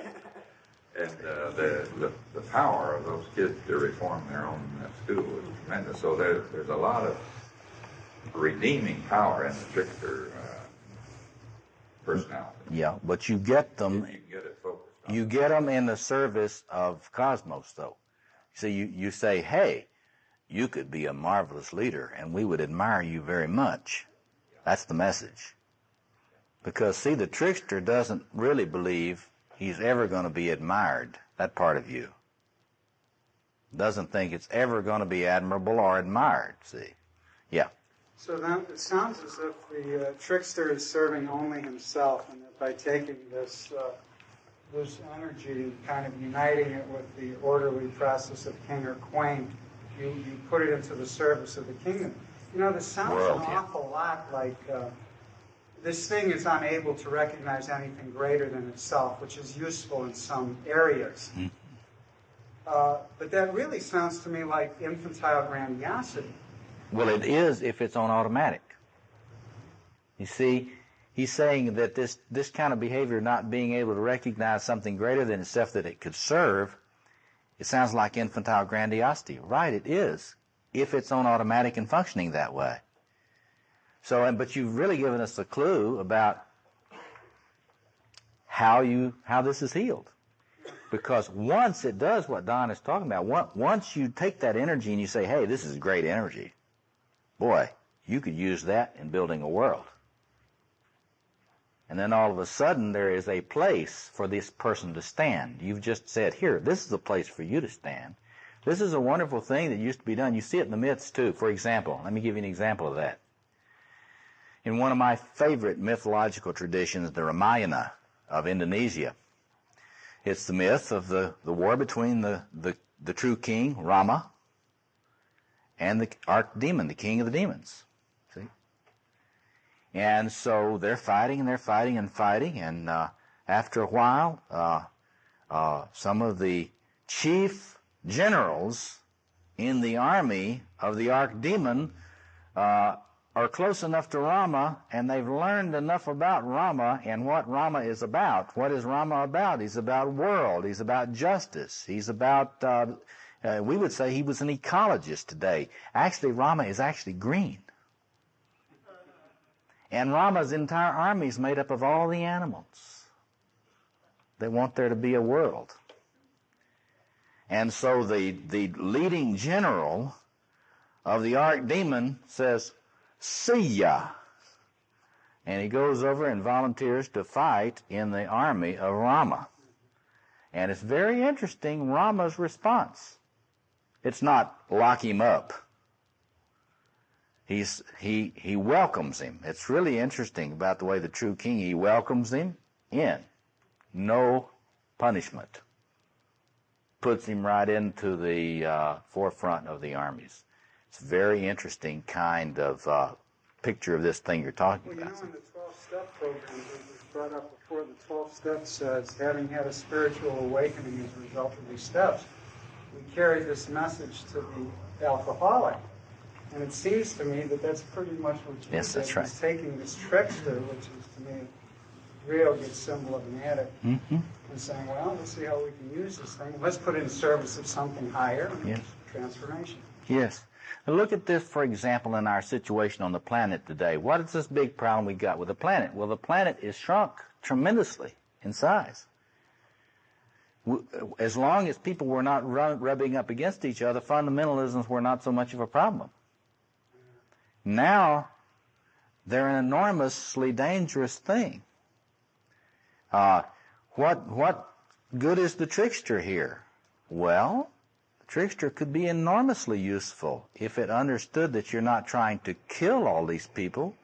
You're not trying to destroy Islam. You know, you get these people who don't have any sense of subtlety, and they think the trickster ought to be, if we really had the world like it ought to be, there wouldn't be a single Muslim in it. See?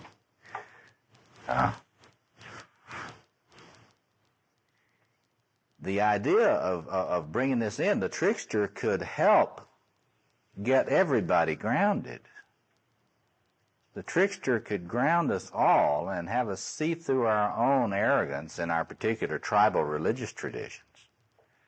And it could help us tease out, like these wonderful, the positive side of these wonderful literary critics. Somebody like my friend, the philosophical theologian Charles Winquist, who is just wonderful. I mean, he take things and twist it. He can twist things in that wonderful trickster way until you see something new there. In other words, so you get the trickster coming in and with right kind of troping of any tradition, other people can see new things in it. See, so it's not a fundamentalist approach to the tradition, but it's a valuing. You don't have to destroy the tradition to appreciate the tradition. The trickster would be wonderfully useful in that, but it's going to have to be fine-tuned. Yes. You gave us a few clues to what the trickster looks like when he's kind of not working well for you. But what does he look like when he's working well for you? What you just described. Lots of humor. A high sense of irony. Yeah, that's right. And yeah, a highly developed sense of irony and appreciation of satire and this type of thing, but a sense of humor that's not self-deprecating to the point of view of really destroying flesh and bone. That is, your sense of humor, you can have a little sense of humor about our self-importance and all of this stuff, and the trickster enables you to deconstruct all those things that make you pompous, that keep you from cooperating with other human beings for a common task. This is the old Adlerian tradition. This is what, when you try to understand what Adlerian psychology is about, this is what it was about with Adler, and this is what it's about with a lot of contemporary Adlerians. They're trying to use humor to get you out of your hierarchical organization in the world and help you learn social interest. And it's, you think an Adlerian psychology of religion would be very much like what we've talked about. They would say, well, what do? Well, you learn the uses and abuses of religion. What are the abuses? Anything that foments lack of cooperation in the human race. What are the uses of religion? Anything that makes the human personality stronger, more loving, more cooperative, more empowered. And somebody like my friend Bernard Schulman, who is one of the leading Adlerians here, that would be his whole approach to religion. See, and it's very much like a healthy trickster approach. You say, well, how is this useful? See, and you have a sense of humor about it. Yeah. So anti-religion really promotes exclusivity, and so then criticizes everybody else can damn. Yeah. Well, see, all religion do that. That's what I'm going to say. See, all tradition. It's not a problem of tradition. It's a problem of hermeneutics. That is to say, you will find members of every religious tradition, every mythological tradition in the world that are fundamentalist. They're fundamentalist because their trickster isn't operating real well.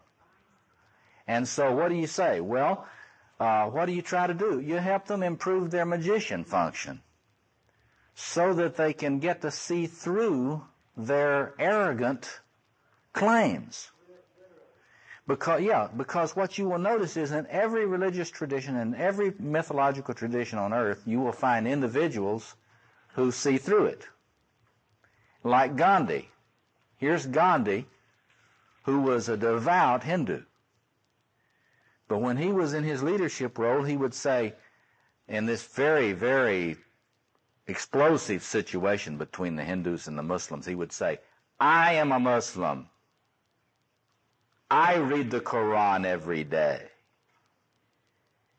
And when he would meet with his Muslim counterparts, he would talk about the Quran to them in great reverence. Now there's the kind of feeling for other people's myths that you have to cultivate. See? But when you say you see through it, it Yes. doesn't sound as though it has no value. Yeah. You see through something. Right. Does that take all its value? Well, if you were arguing from the point of view of the magisterium in the Vatican, they would say yes. Either you interpret it my way, or you're really serving Satan. See? And so every group will have somebody that'll say either you interpret it it's either the 5 noble truths in Buddhism or it's the 5 Christian laws in fundamentalist Christian or something. You'll have somebody that comes on like King Kong from a spiritual place. But seeing through the way Hillman is using that doesn't mean that at all. What he means is just to be able to see through the crust into the depths of it, into the human reality of this. And so this is what modern hermeneutical theory, contemporary hermeneutical theory is about. That's what Paul Ricoeur's work has been on. How do you get through the literalism to, I like the way that Ricoeur says this. He says that you have to get through the enchanted enclosure of consciousness. You've got to break through the enchanted enclosure of consciousness. See, the enchantment is an image of being trapped. You're trapped by your way of looking at the tradition rather than liberated by it, see. In other words, human spirituality, what does it do? It liberates. What does it do? It empowers. What does it do? It makes a world. What does it do? It facilitates justice and peace. Anything that doesn't do that is demonic. Yeah, back here. Matthew Fox is one of the chief proponents of a view that's very similar to that.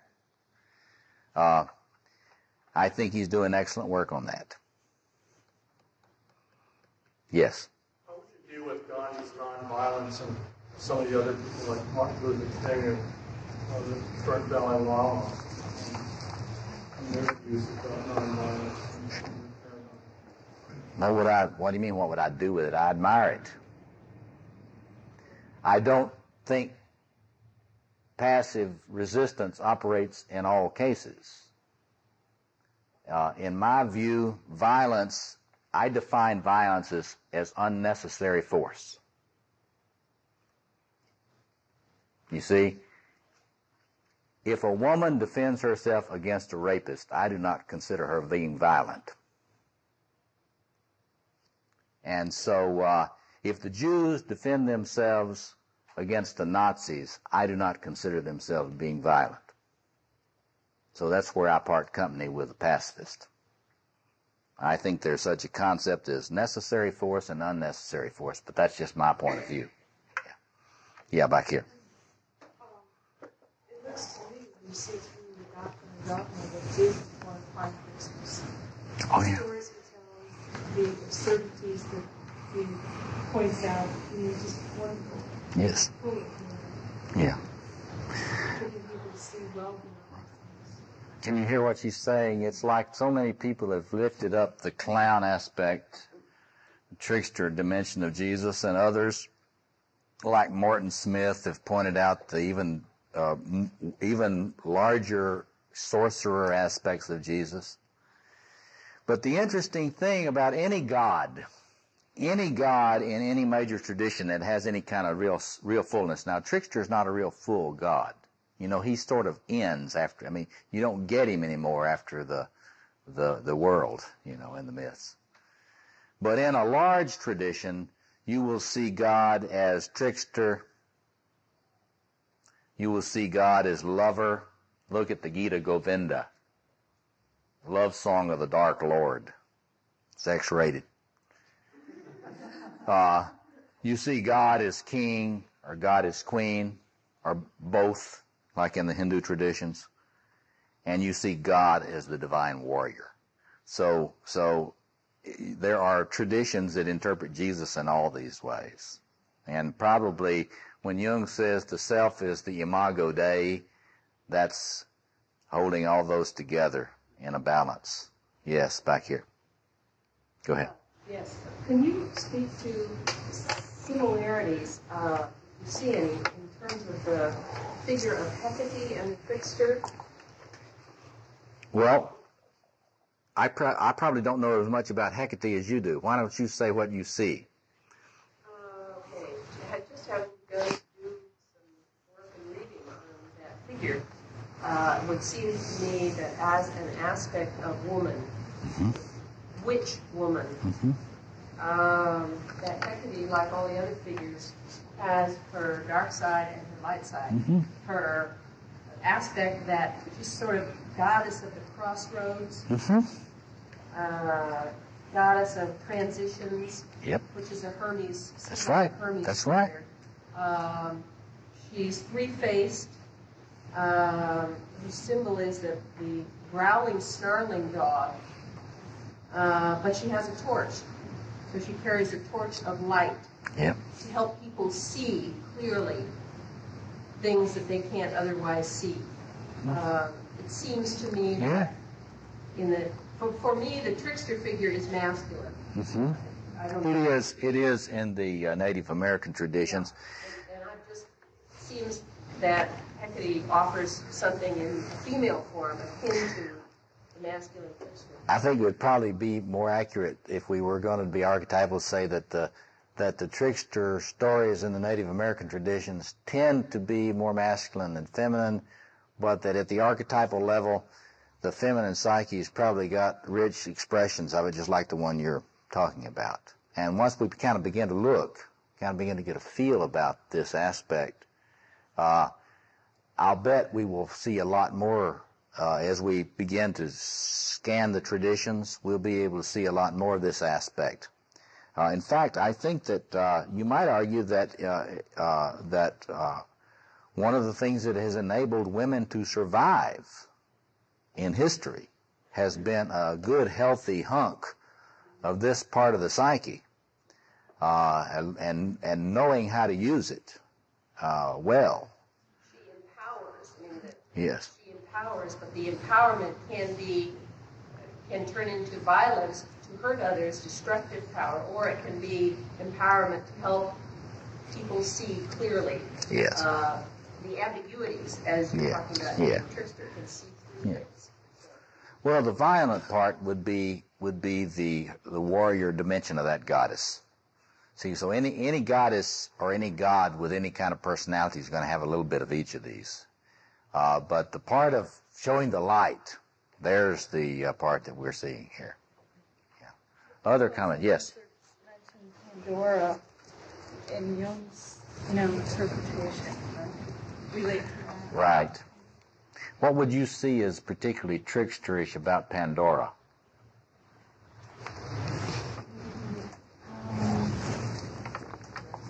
Now think about Pandora's box now. And I think she's right. I think that there's a trickster element there. Now what would it be? Curiosity. And also defiance. What else? Right, I didn't mean to. I like that. But also just the opening up. What happens is,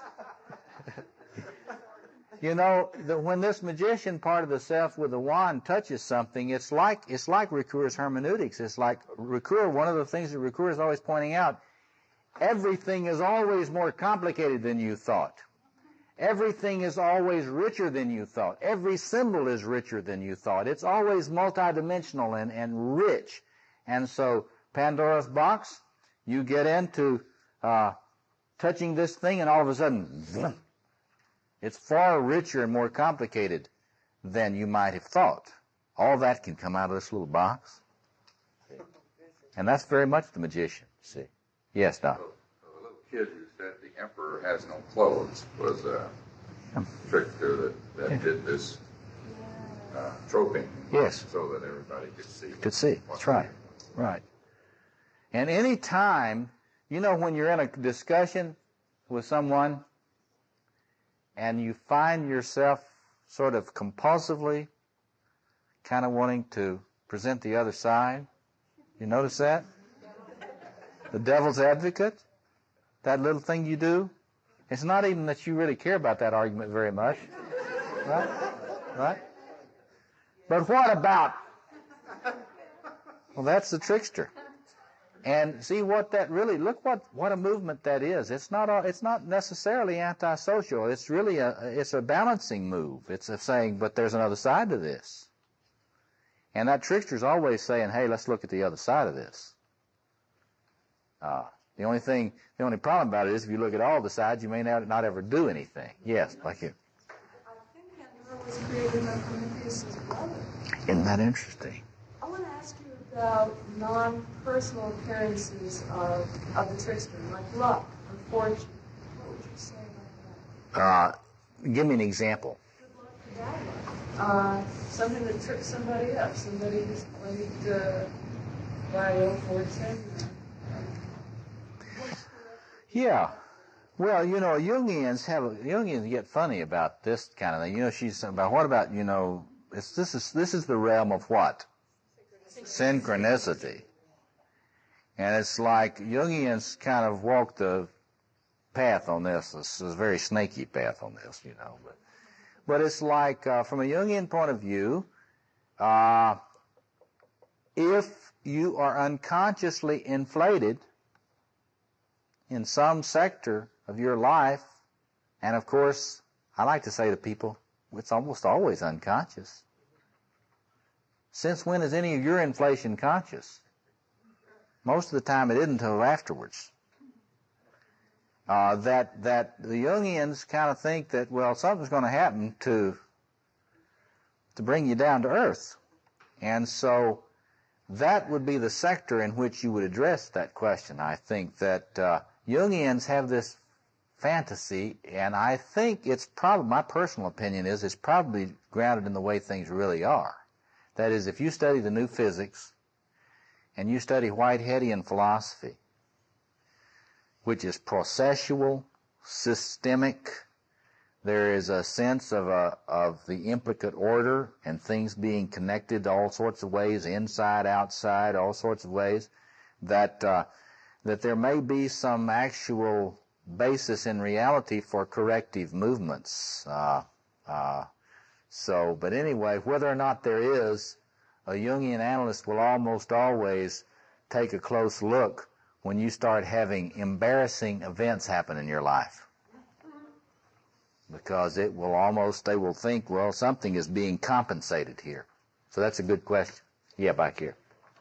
Do you see the court justice with the board as possibly a big image for the Trickster? The bard, he says, what about the bard or the court jester? I would say that the bard, the court jester, the prophet, see, the Merlin figure, the really developed sorcerer figures. See, once this energy starts to serving the world, it's in those forms in some way. Yeah. Yeah. The Wizard of Id. Don't you love that? A couple other comments and then we'll stop. Other? Yeah. Comment on Trickster as popular cultural hero. In what way? Just their function in society. Well, this is where I think, he says, can you talk about the Trickster in society as a popular cultural hero? I think that the way to look at that is through Victor Turner's work. That is to say, societies tend to get structured. Then they tend to put more committees on top of it, right? Then they tend to have somebody else in charge of the sector. And then, pretty soon you can't do anything. Because if you have an idea about, I'm trying to build an institute, a not-for-profit institute for world spirituality in which we work on interfaith conflict and interfaith cooperation, all these things. And, it's amazing what you've got to do with the federal government to get to where you can try to do any good in this world. I mean, it is just amazing the incredible red tape that you have to go through. And I talk to a lot of executives and people that operate in firms, and there's a tendency for things to get bureaucratic. And so I think that operates, the literature people have a word for this as a sort of a principle in human consciousness, and they talk about sedimentation.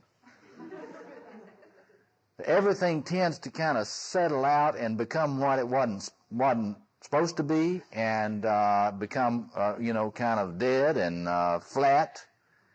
And so why is it that the Trickster is so needed and so important, and why do you need to crank it up in your life? Because if you don't, you're going to just be settled out to death. You're going to be dominated by bureaucracy, see. And, a lot of people today give up too easily on accomplishing anything. They will try to accomplish something, and then they'll run into all this red tape. And they don't contact their Trickster. And they don't say, hell, let's do it anyway. And so the Trickster is the one, he's going to be curious, he's going to find some way to do it, and if he has to send his dick over here under the lake, he will. Yeah. Tape a lot in the Illinois bureaucracy, and his process with the Trickster is to help them see they have a problem. Yeah. And that's what he does with it. Yeah. Instead of saying, I have a problem. I tell you, I have worked with a few people who have been involved in the city government and in the state government, and it is just really sad to see what they deal with along these lines. One more, and then we got to stop. Yeah, Don. That movie Wall Street had two tricksters in it. It had the arbitrage guy who was buying, selling companies in order to destroy them and rake off the money, and then the young guy who was took him as a mentor, became a trickster in a building kind of way. Yeah. So you got both sides of the trickster. Yeah, and that's film. That's right. See, the important thing I think about Jungian approaches to this stuff is to help us realize there's a reason for this character in our psyches. And if you've got too much of him, don't beat up on yourself so much. Congratulate yourself for having this energy fully up where you can see it. And then start working on wholeness in your individuation. If you can afford a Jungian analyst, fine. If you can't, work a lot with mythology and try to get yourself started filling these things in. See. But anyway, thanks a lot. It's been fun today, and I'll see you around. Thank you.